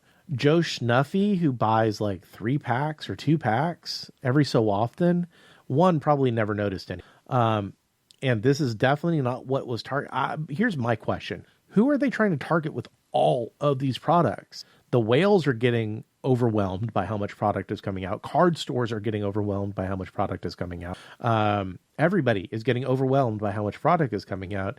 And eventually you're starting to self-compete, because now I have to decide, do I want to go and buy a box of the Brothers' War, or do I want to buy the new Secret Lair? This is literally something I had to talk about. It's like, do I want to buy a box of the new set that come out, or do I want to buy a couple Secret Lairs that are currently out? And maybe that's what they want to do because they make more money off the Secret Lairs, or they just don't realize that they're self-competing. And this is a problem that Wizards had before when they had other card games. Wizards at one point had Jihad, which changed over to Vampire: The Eternal Struggle. They had the Harry Potter card game. They had Pokemon. They had Magic. They had the Battletech card game. They had, I'm missing a couple, like Wizards had so many games and they were good. That's the sad part is they were good, but they decided, oh, we're self-competing. And they absolutely were. With the exception of they had L5R for a little while. They bought that off AEG and then they sold it back to AEG. But they decided they were self-competing because the Battletech game was too much like Magic, so they axed it. They decided Jihad was too small for them, which it was, so they sold it to White Wolf. Well, good business decision, smaller company. They loved the product and they maintained it. And they had Pokemon for a large time, which wasn't a self-competing product because you're talking about two completely separate games, play styles, and two completely different age groups. Pokemon was getting what we used to call back in the day the Poke Kids. So you're talking like 6, 8, 10-year-olds who were not interested in stuff like Magic, who were getting into card games. Well, what happens when they get older? They get into games like Magic. We've seen it. This is literally the life cycle of playing games. And, sometimes it's Yu-Gi-Oh! Play Yu-Gi-Oh! And then they get into Magic. And so it wasn't self-competing. But now they're self-competing with their own product.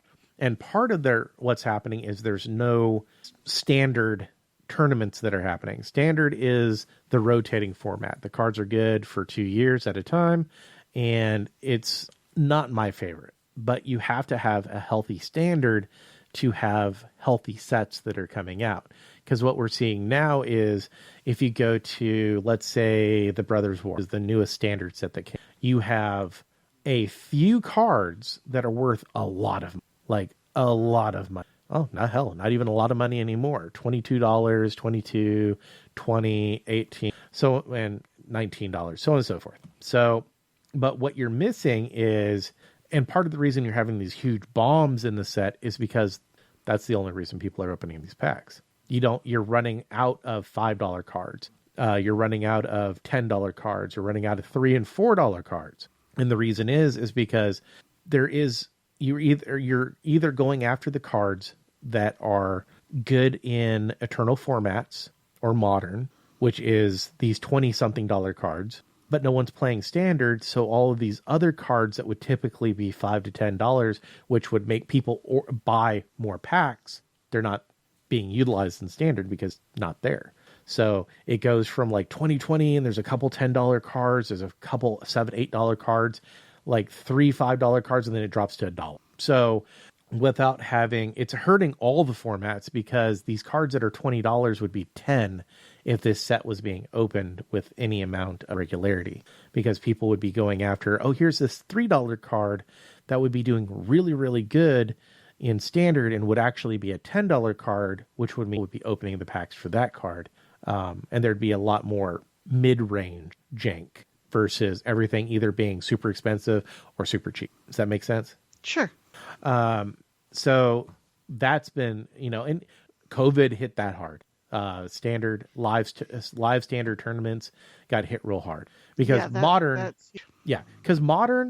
our sets don't rotate. Our decks don't rotate. So yeah, we had to flex a little bit with like minor changes to the meta, but we owned most of the cards. So it wasn't like it was a major impact. We bought the couple cards that we needed and we rolled on. Same with Legacy and others in Commander. Commander right now, Magic went from being like really hardcore standard and draft experiences to really hardcore kitchen table Magic, which is primarily stuff like Commander. And so COVID kind of changed the entire landscape of what Magic is. And personally, I believe Wizards needs to also realize that they need to put money into standard tournaments and start really pushing standard tournaments hard and not have such a focus on stuff like Commander and Modern, because it's overall it's impacting everybody. Because now, like I said, a card that should be $10, and this is Brothers War is a bad example of it.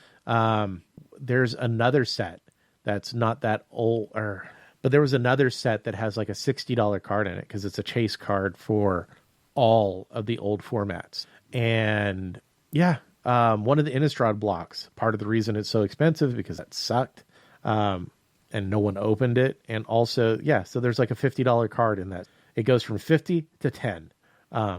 And yeah, by the 50, 10, 10, 7, 7, 4, 5. So what else is happening in Magic Land? Or is that kind of the thing of them flooding out their own market? That's the big thing that's been going on. And what a lot of people have been complaining about over the last year is that they are just killing everyone with how much stuff they're putting out.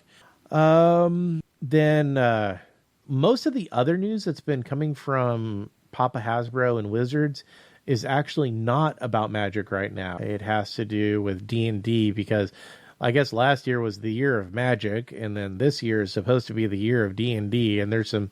Is that where you're leading me into mine? Huh? No, I'm just saying right now the shift has happened from a lot of people talking about what's been going on with Magic. The bad thing is I'm kind of numb about it right now. It's just like so much has happened over this last year. I'm just kind of looking at it, and it's like, I mean, I could literally go Dominaria Remastered looks awesome. Brothers War, they made mistakes. They've made a lot of mistakes. I think this set could have been done so much better. Dominaria United, fun set. I really enjoyed it. It had a couple flops, but overall pretty good. Streets of New Capenna, I personally liked it. Some people didn't. Kamigawa, amazing. The 2 Innistrad blocks was basically one set that was split up in 2 and with a lot of filler. I hated it. Adventures in Forgotten Realms, Strixhaven, which I think we're getting into last year, was okay. Now let's go to special sets. Secret Lair 30th Anniversary Countdown Kit. Amazing. It was awesome. It was $150. It was worth like $300 and was just such a fun experience. I bought 2. Actually, I ended up buying 4. But they ran out like in an hour. And there was some mass confusion because they were like, oh, they're going to be available in this 4-day window or until supplies run out. Well, they definitely didn't print enough. Like these were pre-printed. Most Secret Lairs are not. Most Secret Lairs are printed after the campaign ends. These were pre-printed. And apparently Wizards had no concept of how popular these were going to be, even though they put some serious bombs in there. And they sold out in an hour, what was supposed to be a 4-day window. So everyone was pissed off about that.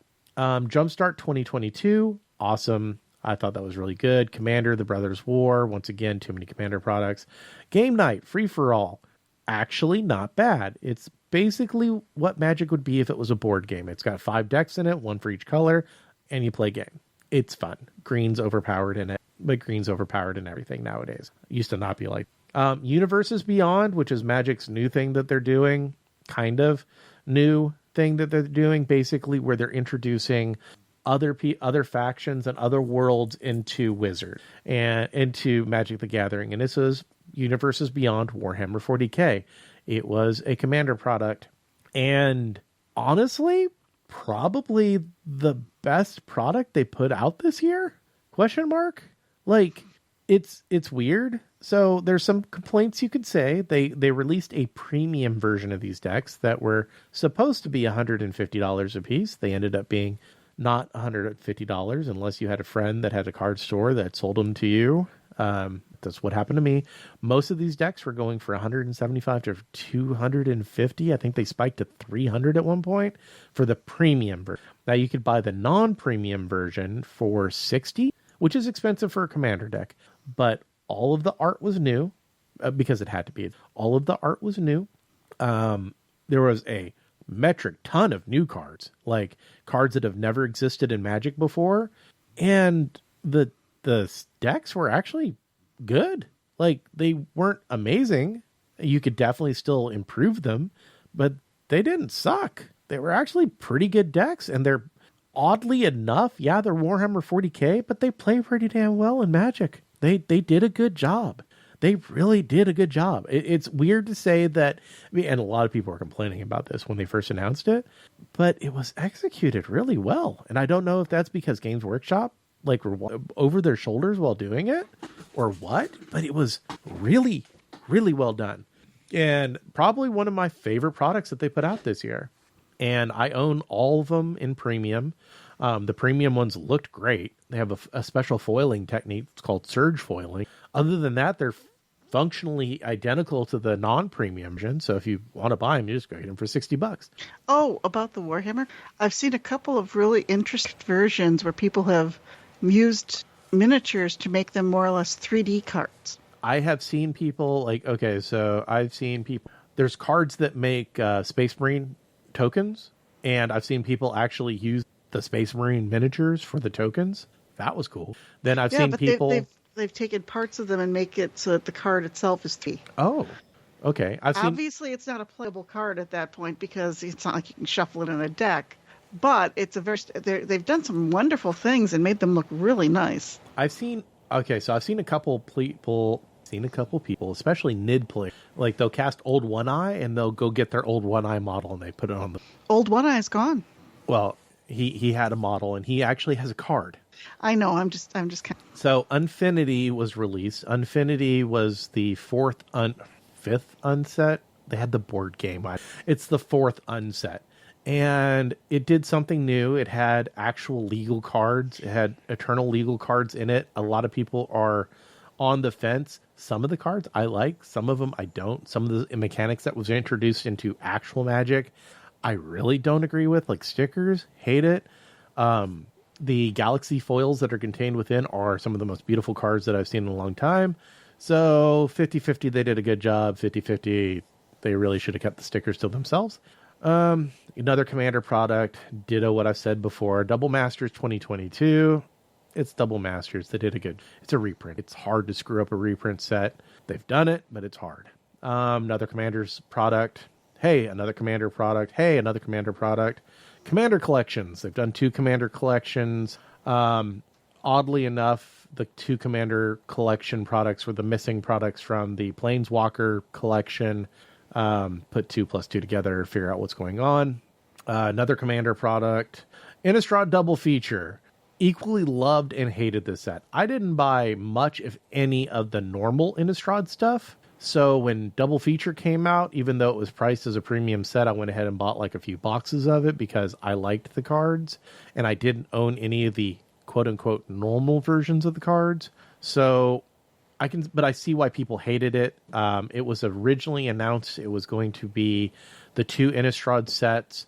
They were going to take certain draft cards that people loved and all this stuff. And it was supposed to be curated and all this other jazz. And it was going to be this special set where all the cards had this chromatic grayscale art, which, yeah, I like it, but I can see why people think it's lazy because it was. But it had this grayscale art. The foils look cool. They're called silver screen foils, and they're definitely not a normal foil. They're definitely silver with the black ink. They're different. They're very different. But what they ended up doing is they literally took all of the cards from both sets and smashed them together into one mass. Like, there are duplicate copies of the same card with different expansion symbols because they maintain their normal original expansion symbol in double feature set. And it was kind of lazy. If you bought heavy into the 2, I can see one feature. Hey, look, another Commander product. Modern Horizons 2. That might have been the end of 21. Was it a good set? Yes. Was it too good? Also, yes. They introduced some, like, when they first announced the Modern Horizons stuff for cards that were going to be printed directly into Modern, I was kind of excited. They've managed to completely funk up the Modern format both times they've released one of these sets. So I'm kind of hoping that they don't do another Modern Horizon because, they managed to not break the format, but when a Modern Horizon set comes out, it fundamentally makes what was in Modern just basically go out the window. So it's basically forcing a rotation in Modern, which is not what Modern is supposed to be. It's supposed to be non-rotating. But when these Modern Horizon sets come out, you essentially have to start playing all brand new decks. So it's kind of forcing a quasi-rotation. So that's basically 2022 in a nutshell, Magic-wise. Like I said, too much Commander products, not enough focus on Standard, and too many seers, I think, wraps it. And now let's go into the new drama that Wizards is beating with the drum. And I've heard some of what's been going on, but I know you've heard into what's going. So take it. Oh, okay. We're going to start almost a month ago. Well, let's also preface one thing I want to say is the official announcement has not been made yet. Everything that we're talking about is rumor and speculation. That's okay. That's okay. I'm going to bring that up. Everything that goes forward after the facts that I'm about to present is rumor, speculation, leaks, unconfirmed, etc. But we're going to start with going back almost a month when the CEOs of Hasbro and WotC were on an investor call and said that they do think that the Dungeons and Dragons brand is under-monetized. That's the exact phrase that they used. And then they went in the movie and the video game and other media type they were looking into to monetize. And actually, I saw the trailer for the D&D movie, and it kind of looks like fun. I want to go see that. And here's the thing. If they're talking about it's under-monetized because there's not enough tie-in products such as video games, movies, and shows, and other licenses. Perfectly right. Right. I am personally totally happy with that because I want to see D&D movies. I want to see more video games. I want to see more plushies. I want to see D&D community where they have the cartoons that are that. Exactly. So that's what came out in the December 9th meeting with investors. And they had mentioned, like I say, the video game, movie, that sort of stuff. Well, what's happened since then is there's been talk of the Open Gaming License version 1.1. Now, the old one, I think came out. Didn't that come out with? Yeah. Was the OGL? OGL? Ha. Ha ha ha ha. There's two things that come. There's two things that come out of this, and I'm going to explain what two things are. One is called the Open Gaming License, the OGL, and that's how people can use essentially Dungeons and Dragons property. Now, what they also release at the same time is called an SRD, a System Reference Document, and that's all the property that they've made available to the OGL. So you can take the stuff from the System Reference Document, use it in your own material under the Open Gaming License. All good. You can say it's compatible with it. You can put the little logo thing in. It's great. Companies have made. There's been a ton of third-party material. That's how Paizo made it start. Oh, hold on, I was getting there. My bad. There's an absolute ton of third-party material for 3E and 3.5. Well, unfortunately, what sprang out of that, what's called unofficially version 3.75, also known as Pathfinder. Mm-hmm. Pathfinder was published under the OGL, which gave them absolute rights to do everything that they did. And they didn't have to pay WotC, Hasbro, whoever owned it at the moment, a dime. So Pathfinder is a direct offspring of the OGL and SRD. Well, the person that they put in charge of 4 didn't like that, and the new SRD that they put out was really, really bad. Pretty much a lot of people are saying that's one of the things that tanked 4. Well, that's one. Was the fact that there was a good way to put out third-party material for it. Third-party material made Dungeons and Dragons. And also, if the person thinks that's they're deluded. I know that they did mention that part of that was with a lack of third-party material. It was difficult to gain. Okay, I can get behind that, but fourth they didn't. No, we won't get into. Fourth was just bad. Fourth was just bad for minutes. But one of the things that happened then is that they changed how they interacted, and third-party material wasn't produced for it. I think a lot of the reason it wasn't produced because the game was bad. Now, what's happening is there is discussion that, and this is fact, that WotC, Hasbro, I'm just going to say WotC. That's fine. It is looking at revising and that's the OGL 1.1 is how it's being casually referred to.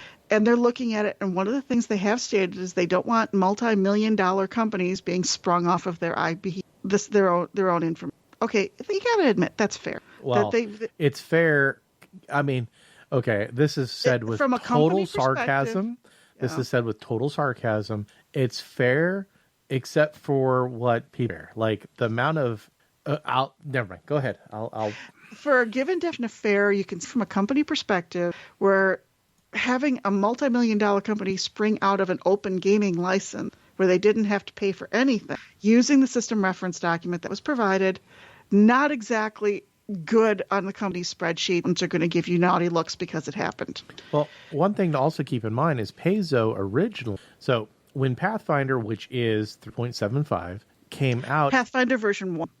Pathfinder version 1 is D&D 0.75. There's no blurred lines about it. That's exactly what it is. But before that, Paizo was producing under the OGL Dungeon and Dragon magazine, plus a whole bunch of other source material and adventures and everything else. So that's how Paizo got into this entire D&D thing.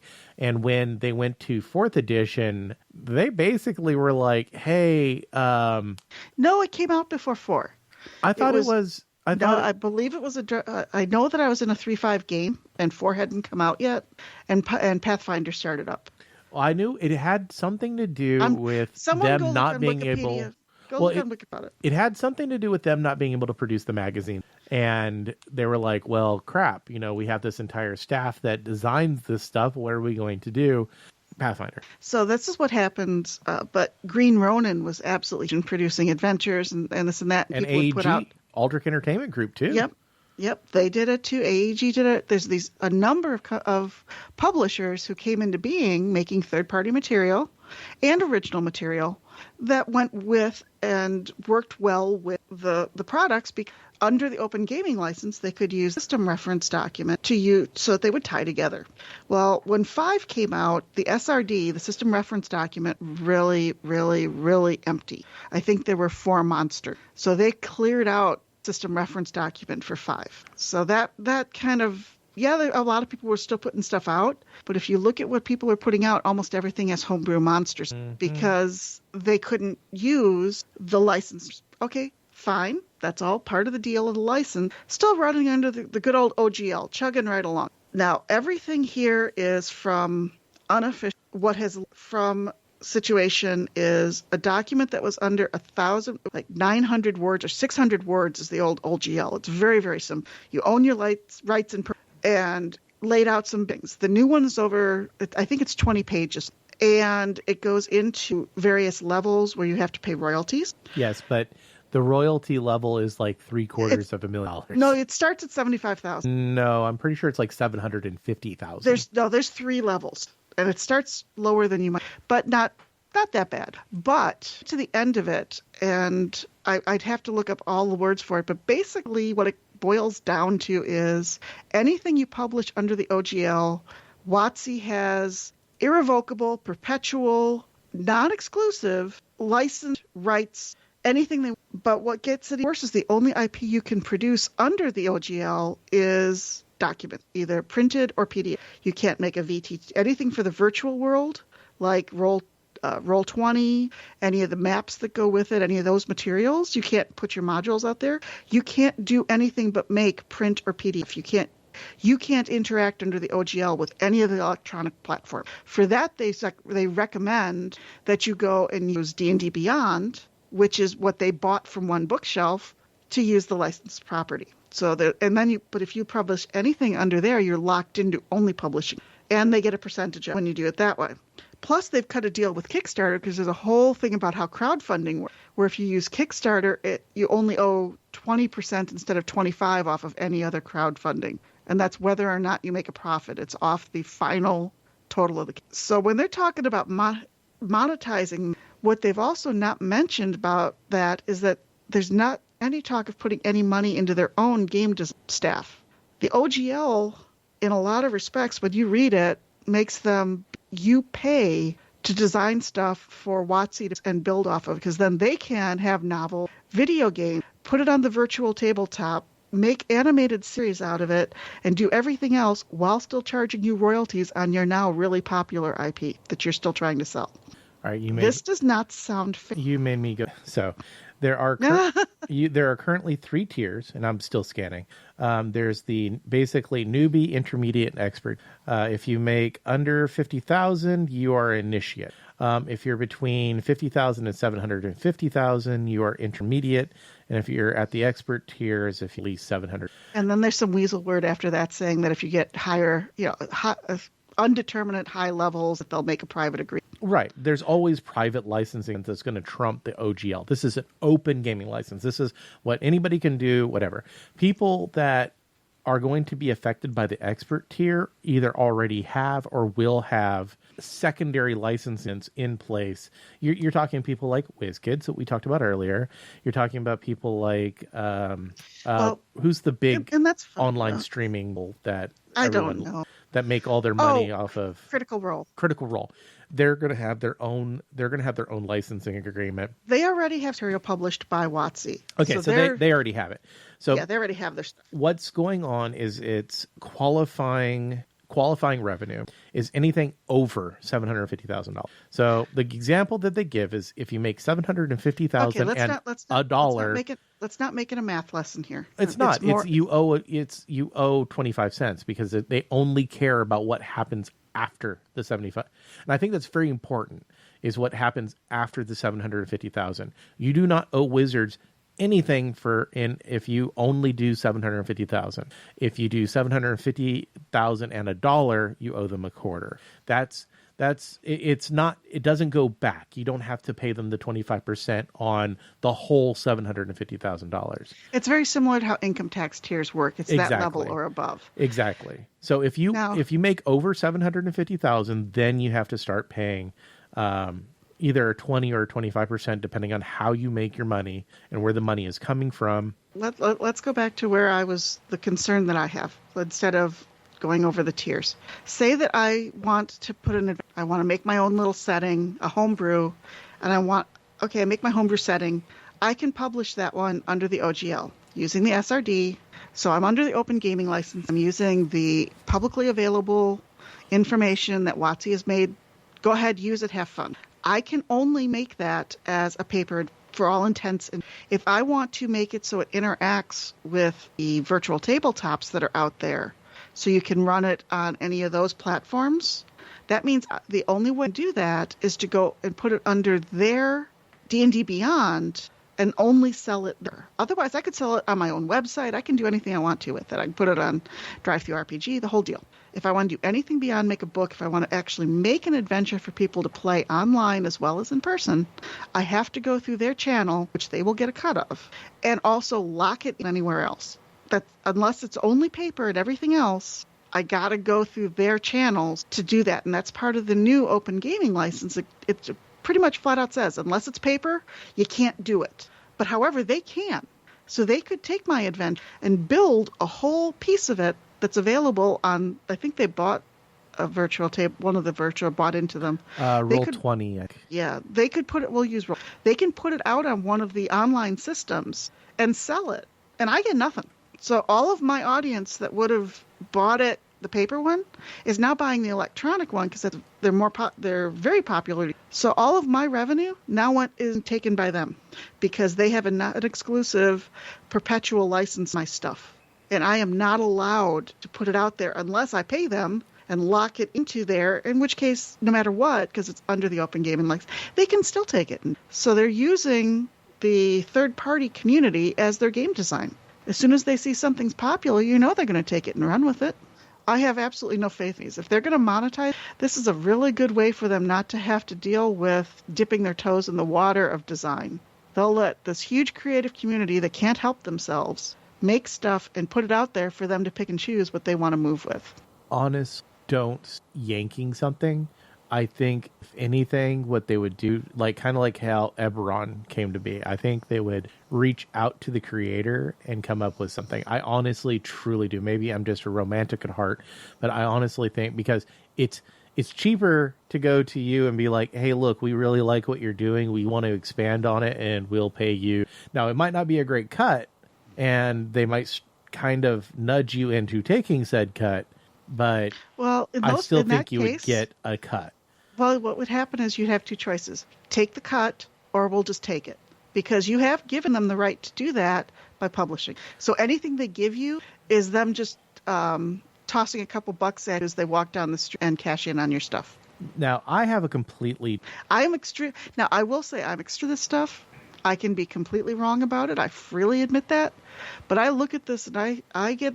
and with them flat out saying want to monetize, and all their monetization is in areas where third parties are not allowed to leads. I mean, when you follow the little breadcrumb, could be leading me off trail, but one of those things. Okay, and we were incorrect. It is actually D Beyond is the platform. That's the one I was telling. Well, they did buy D&D Beyond, which is the publishing platform.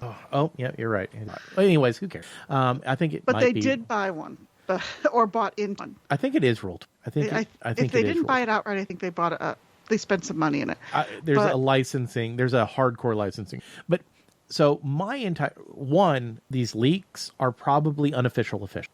Wizards is known to leak bad news and out see how it's received. And see how it's received, and then make adjustment. Like they'll be like, "Oh, this little birdie dropped this off, and we're going to just because here's the thing: Wizards could have easily been like, or even if you're on an NDA, there are ways of going.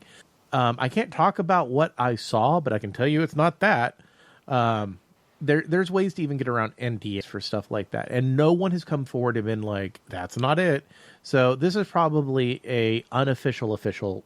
That's what the general consensus, and they've said exactly the same thing that you did, is that the company's known to put out unofficial and judge see what they can get away with. Yeah. So right now, what they've done is they've pushed this out. We have 1.1, and what we'll get is 1.1, but it'll technically be like 1. Well, 1 point, depending on what the new leaks are. Right, because this second leak, I believe, they had one other leak that kind of showed. And here's my opinion on this, is that companies such as Green Ronin, AED, Paizo, and a few others are the reason that this new OGL exists. Because originally, as part of the OGL, you could put out product, but they had to own the core 3 books to be able to play your stuff. And that disclaimer was in these books and all of that jazz, and they played lip service to it. But you could easily play Spycraft D20 without owning a copy of Player's Handbook, which is a no-no. You were supposed to have to own the Player's Handbook to be the Spycraft Player's Handbook. That was part of what the OGL was supposed to be. And now, let's face it, a lot of companies, especially the smaller ones, followed all the rules. And that is true. A lot of small Monty Cook, his company, even though I wouldn't say it's tiny, did follow the rules. You had to own the core 3 to be able to play his super world that he designed for D20. But it's the companies who were big and are super big now, Pay as a prime example, who basically shat all over the rules, is the reason this is going on. Statements have been said that there's only 20 companies right now that are out there that would even fall under the, and of those 20, most of them probably already have an official licensing agreement with Wizards. They already have it, or they're pushing out their own new product now that wouldn't need the OGL because it's completely new. Once again, Paizo. Or they no longer produce D&D product. AG, they only produce board games. I don't even know Green Ronin exists anymore. And here's my thing. If you are making $750,000 by putting out a product that is riding the coattails of another game, then honestly, awesome. Good for you. You've made $750,000, which the cut should mean that you're bringing in a healthy $150,000. And you should be big enough that if you're having to pay a licensing, that it shouldn't hurt you that bad. You should have it planned. The language is very clear. It's 25% over $750,000. You should be able to plan for that if you're going to break that expert tier. If you can't, then how the hell do you get it to $750,000? I don't know. You get lucky.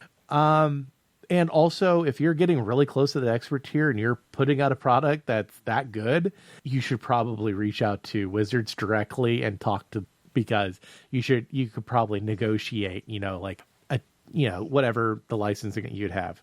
I honestly see the 20% and go a little high, or 25%. See, we're focusing on two different parts of this. No, I'm going to get to the other part. Okay, sorry, my bad. The other part, that's where I do have a little bit of hesitant about saying that I personally just don't give a shit. For the most part, about the money portion, which seems to be what a lot of people are focusing on, I don't give a shit. There's 20 companies, big companies, that might actually have something to do with OGL and having to. I'm kind of calling my friend out. If you're a web streamer, you don't have to worry about it. You're not going to make that level for quite a while. And if you do get to that level by streaming your games, then I don't think the 25% cut's going to hurt you too bad. Just saying. Even if you're doing small adventures, I don't think is going to hurt you as bad. The being able to take content, just grabbing it up. Oh, see, that's where you start getting into happy lawyer talk, because that's where you're setting yourself up for massive failure by getting your ass and yeah, Hasbro's $1 billion company. I think they're worth $0.5 billion. But if they do this enough, they're going to get their asses sued, because I don't think they're going to have to do it much. There's very rarely going. Now, I will state, it's very rare that some things take off like that. Right. It's very rare that it's that lightning in a bottle thing. And I don't think Wizards straight up gank something. I really don't, because it's more headache than they're probably going to be. Because if someone is that successful that Wizards actually takes enough notice that they're just going to gank it, then... You think they're not watching the numbers on D&D Beyond? No, I understand that. But what I'm saying is I think it's less headache for them to reach out to person X and go, hey, we noticed that you're doing some really good stuff, so we want to make an offer. One, how would you feel about working for Papa Wizards? Most people, if they're pushing that much product out, would poop themselves over that type of situation and be like, yes, I want to. Or they'll be like, hey, keep pushing out the product that you are, but we want to offer you a deal. We want to offer you a design role, or we want to offer you, hey, we want to put your stuff in a book, and we'll pay you $3 a book that's published. It's not you have. No, what I'm saying is, if you publish it on their, if you publish it on their platform, by what you're saying is they can just take it and run with it. I think if you publish it under the OGL, which you have everyone, the consensus is that it's now going to be an active opt, as opposed to just a blanket license that you have to essentially sign and say yes, which people will treat like a user license agreement and never read. It's that perpetual license you give them just by using the OGL that worries. That's making me raise an eyebrow. And the ability to not put it on any other platform but pay, because the virtual stuff is really, really... And again, when you put the stuff out on D&D Beyond, you lose a lot of your rights to your stuff too. I still think that if someone is putting out enough product where they would actually like, hey, we want to use this, I believe it's less of a headache to pay a few bucks for using their products versus having to deal with potential. It may be, but it's like I say that. But the fact that it's been there and says a lot about about the company. The fact that they're looking at it saying, why would they put it in there if they don't plan to use it? I actually am reading over that exact. Well, here's, once again, I don't think this language is put in there for people. I really don't think that this language is put in there. I think, honestly, this is put in there to protect Wizards from companies that predatorily use the OGL to make a multi-million-dollar company. And this is to protection. It does, because it has to. And here's the deal. Some people will use that as a badge of honor. If I wrote a module and Wizards, because one, they have to give you credit for it. They have to give you credit for it. So anything, it's a publishing right. Be like, hey, look, this is my stuff and it's in this book. I designed that. How cool is that? Some people would giddy over that type of stuff. I would be if I was designing stuff and Wizards actually used one of them personally. Yeah, I wish I would have got paid for it. But they'll be the stars in the eyes. Right, but ultimately it's one of those deals, because I think for people like us, layman D&D players that are not looking to make a profit, who D&D is an actual hobby, we have no inclination of wanting to make a profit off of it. Now I have friends who stream and they want to make money off of that. And that's also another thing that's actually not kind of covered, and it's kind of weird in a way. It's how are streamers going to be handled? Is that something completely different because they're using D&D product to make content? They're using existing content. I know, but they're not making any. Is what's coming out of that true? But I know Joe was actually a little concerned about, hey, what happens if my stream gets super successful? And I don't think gamers have anything to worry about, because they're using existing content that doesn't fall under the open gaming license, which is true, because they're playing, which is true. But now this is when a way I do, but Nintendo tried to actually actually tried to do something with that.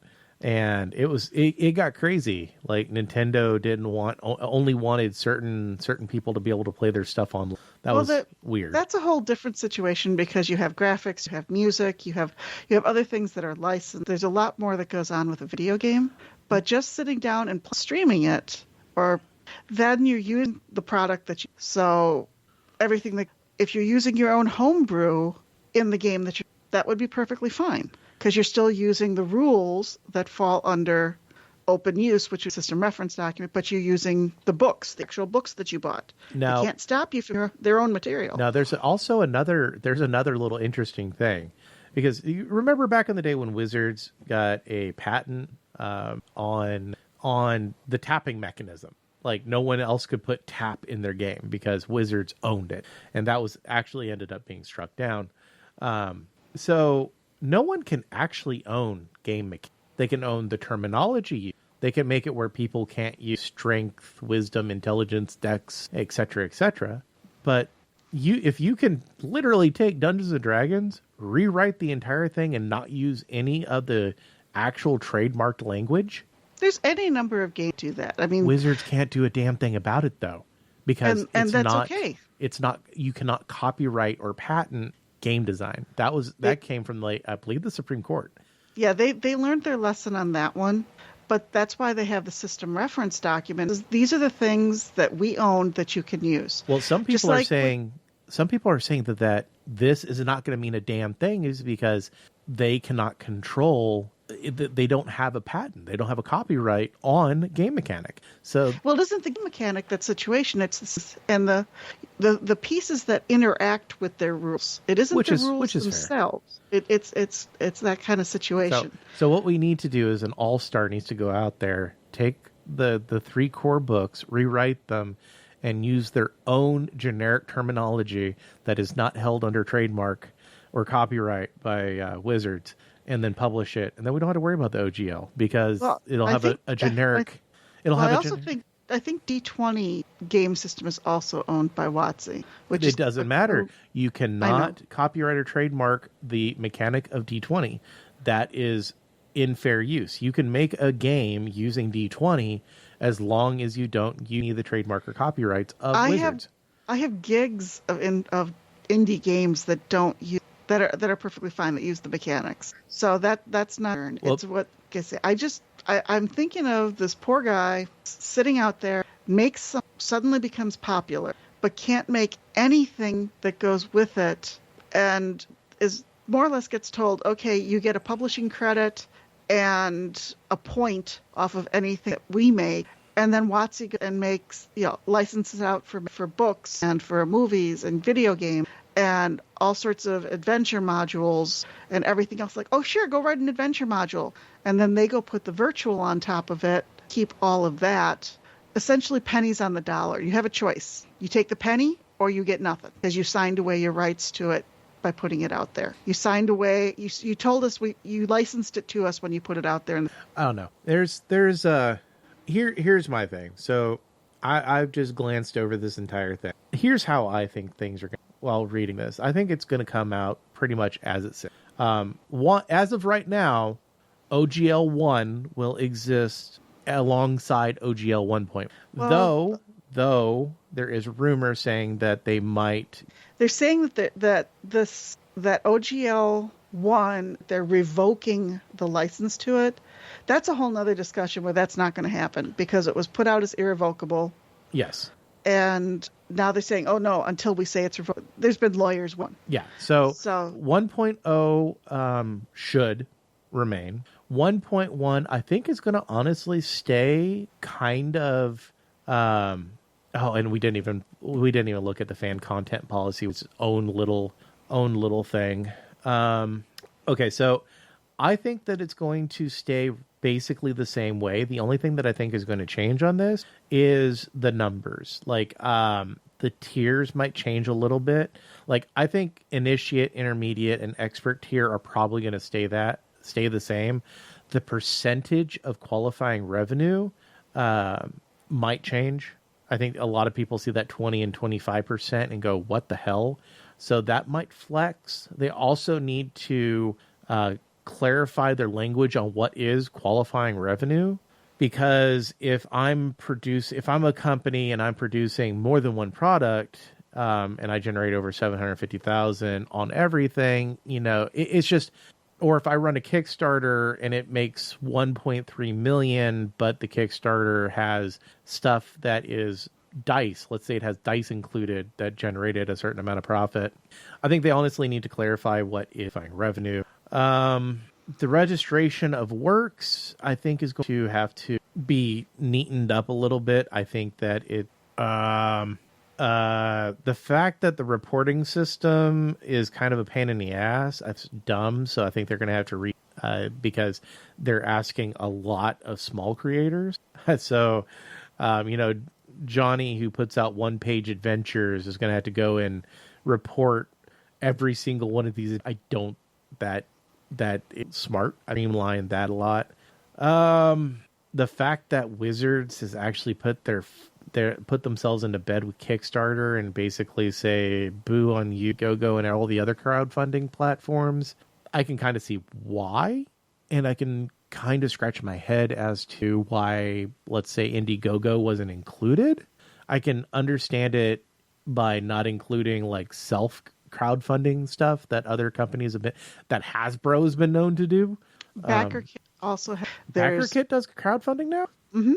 I thought that was just and there's actually a form of it, and it's mostly for 3D files, but on My Mini Factory has their own. Yeah, okay, yeah. And Patreon. Yeah, that's another thing they have to look at too. So, and also I think they really need to clarify what your problem is. I think they really need to clarify what they are planning on doing if they decide to take someone. I think they really need to sit down and be like, hey, look, if we decide to use your product, this is what we are going to do. And they need to make it very clear. They need to be very forward with it and be like, hey, look, if you write a single adventure that we decide to publish in a collected adventure book, we'll pay you a flat fee of $20, $100. If we like your campaign setting and we're going to use it, this is what. If we like a monster that we use and we're going to use your monster manual, you'll get a writing credit. And I think they really need to clarify the language of what they are going to do for the creators of this product if they publish it out there. And I think that would hopefully alleviate a lot of people's problems with this. The one other thing I would like for them, or would hope that they would look at more closely, is the stress that it's only for, and not let them make the virtual part so that you could take the adventure that you made and put it up and make it people can run on a virtual system for the games that spread across country and everything else. We'll use Roll20 so that they can make it for a virtual tabletop. Mm-hmm. The fact that you can't make a virtual tabletop, you can't take the maps that you drew and put them out there to use, and the tokens for the monsters you've created because they didn't have what you wanted, and everything else. The fact you put that out there in the extended format, more or less, the extended playable format, I can see not making movies, not writing novels but not being able to truly take what's the next step without going through the D&D Beyond, which, I mean, that really locks you in tighter, but not being able to put it out on the virtual tabletop is, I think, really hamstringing the independent creator. Yes. And I think that's the biggest part of this. I really need to, like, the rest of it, honestly, I think is fine. I really do. I think they need to kind of clarify the qualifying revenue. I think the tiers are very fair. If you're making $750,000 a year off of D&D products, you should be in talks with Wizards directly anyways. I think that specifying that you get a percentage discount if you use Kickstarter, whatever, 95% company starter anyways. I think honestly, the taking of idea without clear, I know it's why it's in here. It's to stop companies like Peso. Because if it comes to it, Wizards can just go, no, your stuff's ours. Haha.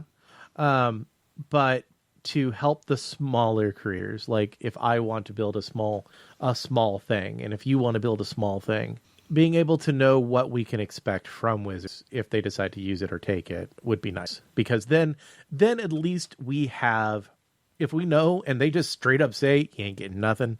Okay, we know that if they take it, we're not getting anything from. Which we know lets us then decide if we want to use their open gaming license and their system reference document. If we essentially want to make content for their product, or if we want to homebrew it, a valid option. Right. Or if they go, hey, we'll pay you standard the standard payout for content that's equatable to like an article or something in a magazine. We'll pay you X amount per inch of a thing of yours that we decide to use. It's per word. They're generally done by the word. Okay, maybe I'm old and I remember news because you paid by inch. But anyways, however it is, if we know that if we write something and it's popular enough that we might get a payout from wizards, then awesome. That means we're going to put out even better work instead of flooding it with junk. And if we know that if we design something and there's the possibility that Wizards picks it up as a whole ass deal, then, there's a whole publishing thing. Then, like I said, it's nice to know what we're getting ourselves into. I would rather have Wizards in their OGL say, if we take your stuff, we are not going to pay you in, than them, possibly, I don't know. I would just rather have more than. The easiest way to phrase what we're saying here in this case is explain how they would use their perpetual license to what you've put out there. Yeah. Because I know they don't want to lock them, but some sort of clarification on what they may or even may not do with their ability to have the perpetual license to what you've done is something that, like I say, that's what the part that truly bothered me is that last little section of legalese terms that really is someone's best interest just to be able to slap the little symbol on there. I get that.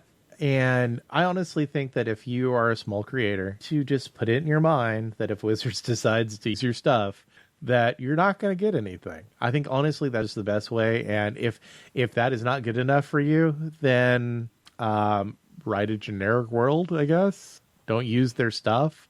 Publish it elsewhere. I won't. I'm not saying all this because I happen to have something in my back pocket waiting to be published, and I'm worried that WotC's good for me. I'm not doing it for my own personal gain. She's not doing it for clout, man. I'm not doing it for clout because I got me no clout. I am going to be working on it, but that's because I want to do it because I like drawing maps and writing and doing world building. Well, homebrew wouldn't be covered under this. I thought about creating my own darn game work, and that was something that I actually had planned back in Iraq. I have notebooks filled with charts, diagrams, the entire core rules on a role-playing game that used nothing but D6s. Like the entire system is based off of D. Like the old stuff from, was it AEG that put out the first Star Wars? No, that wasn't. Because that one was decent. Because I know they held the game Fantasy Flight. No, I think it's the one before Fantasy Flight. Okay, so a whole bunch of books for it, and it's still popular. People still look for them, but it was decent. Now I'm got West End Games, 87 and 99, 2004 as D6 upper settings, an unrelated Star Wars 10 game. No, it was older than that, so it would have been... West End Games. But it is the West End now, WE. Okay. So, apparently I read is back in 98 to 2000. Oh, hey. Oh, even before then, it was the Ghostbusters role-playing game that used the D6 system. Freaking awesome. I am so glad. I literally have notebooks. Now, I'm not going to say, there's been multiple D20 stuff that's... There's been multiple games that use all kinds of dice systems. I'm very fond of Savage Worlds and how they use the system. I really like the way that they use the dice, the skills, and their target numbers and everything. I like their dice system. Well, I like the mechanics. My entire idea was, and it was one of my players that actually, hey. And this is back when dice weren't readily available literally everywhere. They were like, why don't you do something that's D6 based? Because you can find D6 dice everywhere. Unlike other gaming dice. Like I said, this is 20 years ago, damn near. So yeah, and you were also locations where a lot of things. We played D&D in Iraq. What are you talking about? We had so many. The one thing we did not have a lack of was dice. We ordered a shit ton, but you ordered them in. It's not like you could just go into one of the larger cities and go find a gamer. What am I gonna do? Run into Mosul or Baghdad and go and be like, okay, hey, Larry, you get the point here. I wasn't going anywhere. You understand the point, though, is that it wasn't that the polys that were not common outside of us. No, I get it. It's just like you can't run into the next biggest city, and I'm like, yeah, what am I supposed to do? Run into Mosul or Baghdad? Be like, find the fucking local gaming shop. I'm rolling my eyes at you because I was trying to keep. Well, I said while we were deployed. I sure as hell wasn't deployed to Germany. Oh, that was actually how we survived almost all of our first tour in Iraq, was playing the hell out of some... Do you know how they play D&D in prisons? Because they're not allowed to have the dice? Little paper? That's part of it. Or they use decks of cards. Okay. Because they're allowed to have the deck. So, yeah, they use... That's what I was reading, is they can use decks of cards in place of the dice. So I need to find me a felon nerd and sit down and come up with the deck role-playing game. A deck of cards and basically actually I already have the deck of dice. Yeah, that was a kick. A deck of dice? Yeah. I've got a couple of those, actually. Nuts. Yes, if it has dice in it, I much expect that I have them. But... my daughter-in-law, well, not officially daughter, is turning in a dice god. We went to a game store today while we were out because I had to go to Busy Spice. And because I had a gift card, calm yourself. I know it's not your preferred spice place. Dune. You like it. You find the thing you like. It's all good. I do. There you go. I bought a new dice, I bought a new spice today, and it was sandwich sprinkle. Apparently, their definition of a sprinkle is not my definition of a sprinkle. It's garlic based, and let's just say that after eating our grilled cheese, which were delicious, we could have killed us some vampires. I may have sprinkled just a little too much. Yeah, the cheese mix that I like from the spice place that I prefer, there's this line of tasty, and if you get like one granule over the line, it's, kill a chicken at 20 paces. Yeah. So we went to one of the big gaming stores that's over in... I hate this because they're actually it's not Moonshot, but anyway, so we went there and we went in. Xavier ended up buying some cards for him because he got into Commander. He's actually playing one of the D&D and the Tyranids, so he liked Tyranids for 40k. So that was like really cool that we were able to. They did not release orcs, which really irked me. They didn't do Eldar either, so I'm hoping there's going to be a series to these. Yeah, people have been thinking that they're going to come out in the next packs. Yeah, because they did to start Chaos. Adding the Xenos. Yeah, they did Chaos. They did Space Marines or Imperium Space Marines. They did Nids, Necrons, and Bugs. Well, those are really, unless you're a gamer, it's weird. Well, if you're not a gamer, what are you doing listening to us? Those are they released the sexy one. Well, they didn't release the Eldar. Eldar are a different type. Now you have a reason to be invested in as you want Eldar and Orcs. Okay. I think the next one is going to be Tau, Eldar, all the flavors Eldari, the Orcs, and who else? Because they're going to release... They have to release it in a set of 4. Could they release... Who am I forgetting? I know I'm forgetting some. What are the factions of the 40k? Oh, it'll be the new ones, the squats. Voltran, whatever. True, because those are not Imperium. So yeah, probably those 4. And I was totally going to buy you the orc deck. Oh, and if they come out, if it comes out, that's my intention, is to get the orc deck, because that'll be the one way I know I can get your ass to play. Remember you going to play. No, I didn't ditch you. Like literally I know. Things happen and come up, and that's fine. And I'm not upset about it. It's more funny to say it that way. Well, everyone canceled. So you said. What happened with your daughter-in-law? Oh, so we went to this. We went to this game store. Xavier ended up buying some cards for his deck. I bought a Packus and a playmat for a new deck that I'm planning building. And she bought a couple singles, a booster pack, pulled an amazing pool, actually. And then she was walking out, and then she turned around and started looking at the dice and ended up buying 4 play sets of Chessex dice. So in other words, she should come over and start looking at what I've got. No. Because one, I'm I know looking that... at thinning out my. I know this, but I know how much some of the ones that you have are worth. Those aren't the. Okay, so yeah, I'll kick her over there. If she want, yeah, I mean, I'm thinning out things like $2 Chinese dice. Okay, then she'd probably be. I'm not thinning out the $500 sets of dice. I ended up giving her. Remember that that set of dice that I won that I was talking about, the Star Spangled Banner dice from Sirius or whatever it is, Sirius. Yeah. I ended up giving her that because I have no use for it, and I think she'll get a kick out of it. There you go. She tried to give me a set of dice, and I was like, because she ended up pulling a purple and blue set and she's like, here, you can have. No. I was like, 1, I can buy my own. 2, I know for a fact you did. I was like, answer me honestly. Did you buy that with the intention and going, oh, Larry will like that? And she kind of just like looked away, and I was like, you totally didn't. You didn't look at that. And I was like, if you could have told me that you looked at that and like Larry would like that and you bought it for that reason, then yeah, I'll take them. But I know for a fact that you looked at them and were like, those are cool. I want them. And so you bought them. Which is the best reason to buy a set of. Yeah, it's either buy it for someone or buy it for yourself. So, yeah. And I was like, they're beautiful. I was like, they're awesome dice. I absolutely love them. But I want you to, because they're pretty, and you bought them for yourself. Yeah. It's like, I have no shortage of dice. I got tons and tons of, generic Chinese play sets. Yeah, I know. I need to, when I finally get around to it, I need to pull my new GM set out of the stuff that I have, because I like to change things up. I have a lot of dice. I know that's understating things. Yeah. But I like to go through, change up the dice that I use because they're pretty. Okay, so we are at over 3 hours. It'll be a little bit less than that. Oh, my goodness gracious. So we are going to go ahead and wrap up this. If you want to, you can head us up over at models-workshop.com. You can find us on Facebook at the Models Workshop Miniature Painting Group or Models Workshop, the painting. We're trying to be a little more active there because, yeah, we're really seriously trying to. Marie has complete bugging rights of being like, let's record. And I need to come up with a way I can record on the road. I really do, because Marie doesn't work. She's retired. So if I find myself, I actually looked at a carrying case for these Behringers. I have 2 Behringers. So I was going to keep one at your house so we could record at your house.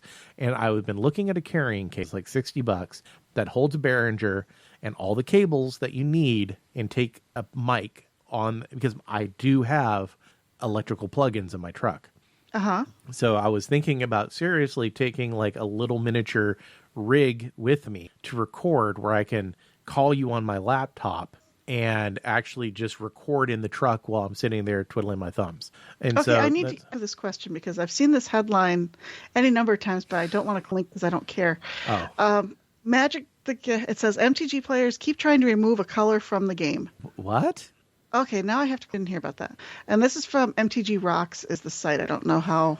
Black. They want to remove black. What? They want to remove black. Okay, from a day ago. Because I've seen the headline on quite a number of my aggregators. Article at a glance. Begone, black. Could black actually be removed from MTG? The actual Roque Buffet. Yeah, go to the actual argument into the meat of it, but it's just one of those things where I just kept seeing the headline, so I thought I'd ask you. The other thing is, while he's reading, I can talk. There's a reason why sometimes I do this to Larry. I squirrel him off to another area. Is I'm looking at, once I get a painting table set up, probably streaming painting. I am in no way, shape, or form one edition painters who do all these freaking layers, but it's still fun to watch. In which case, be able to link. I think I'm not sure where I'm going to, if I stream. But if so, we can link it on the website, and you guys can go watch streams either live or recorded, however you want to, of me painting sloppily but happily and everything else. You won't get to see me. You'll get to see my hands. You get to imagine what I look like. Imagine nice. I got the Bride of Frankenstein streaks going on, though. So while he's trying to figure out why people want black out of the game, this way we'll try and get it linked on there if I'm able to start doing streaming on the regular. So people can do that and watch me stuff. Even though I can't use the Speedwa army anymore and the Army of Renowned on my orcs, I still have a bunch of bikers to paint up and repaint because I've decided to do a different way. So you can watch me paint orc bikers for a while before I paint up. See how well it works to squirrel Larry off? So, yeah. Okay, so apparently Mark Rosewater has been receiving emails for the years that black is too evil and mean looking, And people don't want to play black because with their more sensitive friends because it's too scary. And also, yes, there's a lot of stuff satanic. I do actually. They had unholy.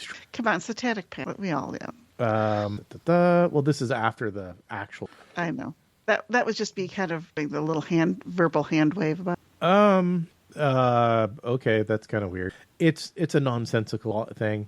It was basically Mark Rosewater. He has the Blogatog, which was it Tumblr? Tumblr. His Tumblr, one of the most active Tumblrs on Tumblr now. And then he has like the Drive to Work podcast that he does, which is talking about stuff driving into work. Work's about an hour away, so or 45 minutes. If there's a traffic jam, you could actually. And he talks about everything from Magic's history. So apparently, at one point, started asking if they could.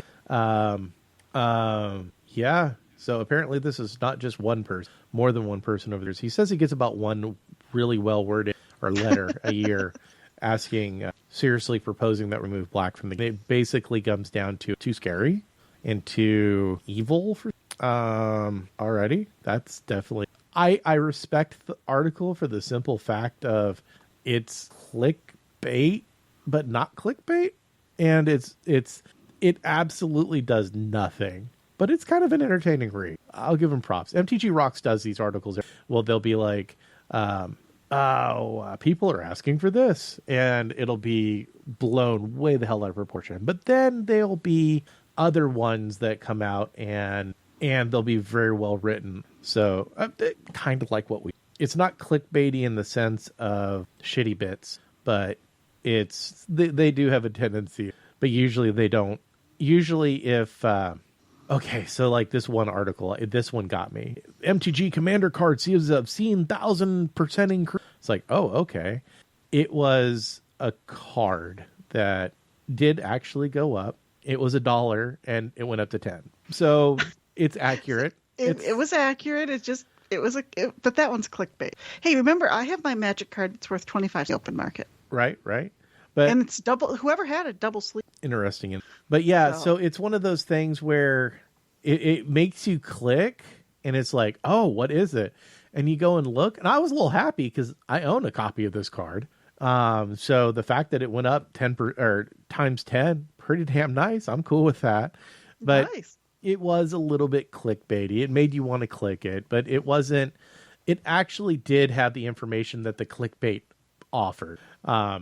Some people are a little too comfortable with having headlines that have not a damn thing to do with the article that's written with it, or it's like completely freaking made the fuck up. It was more bait and switch. Yes. Well, it's a clickbait bait and switch. So it's a clickbait and switch. There we go. Hey, we just made up a new. Well, there's one 40K group or page that does it really, really well. We won't. It's shitty bits. It's absolutely shitty bits. I know. I dislike that man for multiple Considering reasons. That they've been any mention of them or them posting in one of the 40K forums Reddit group, they are more or less banned from ever being mentioned on one of the big 40K Reddit groups. Oh, they're banned from Eldar, the Eldar group. They're absolutely banned.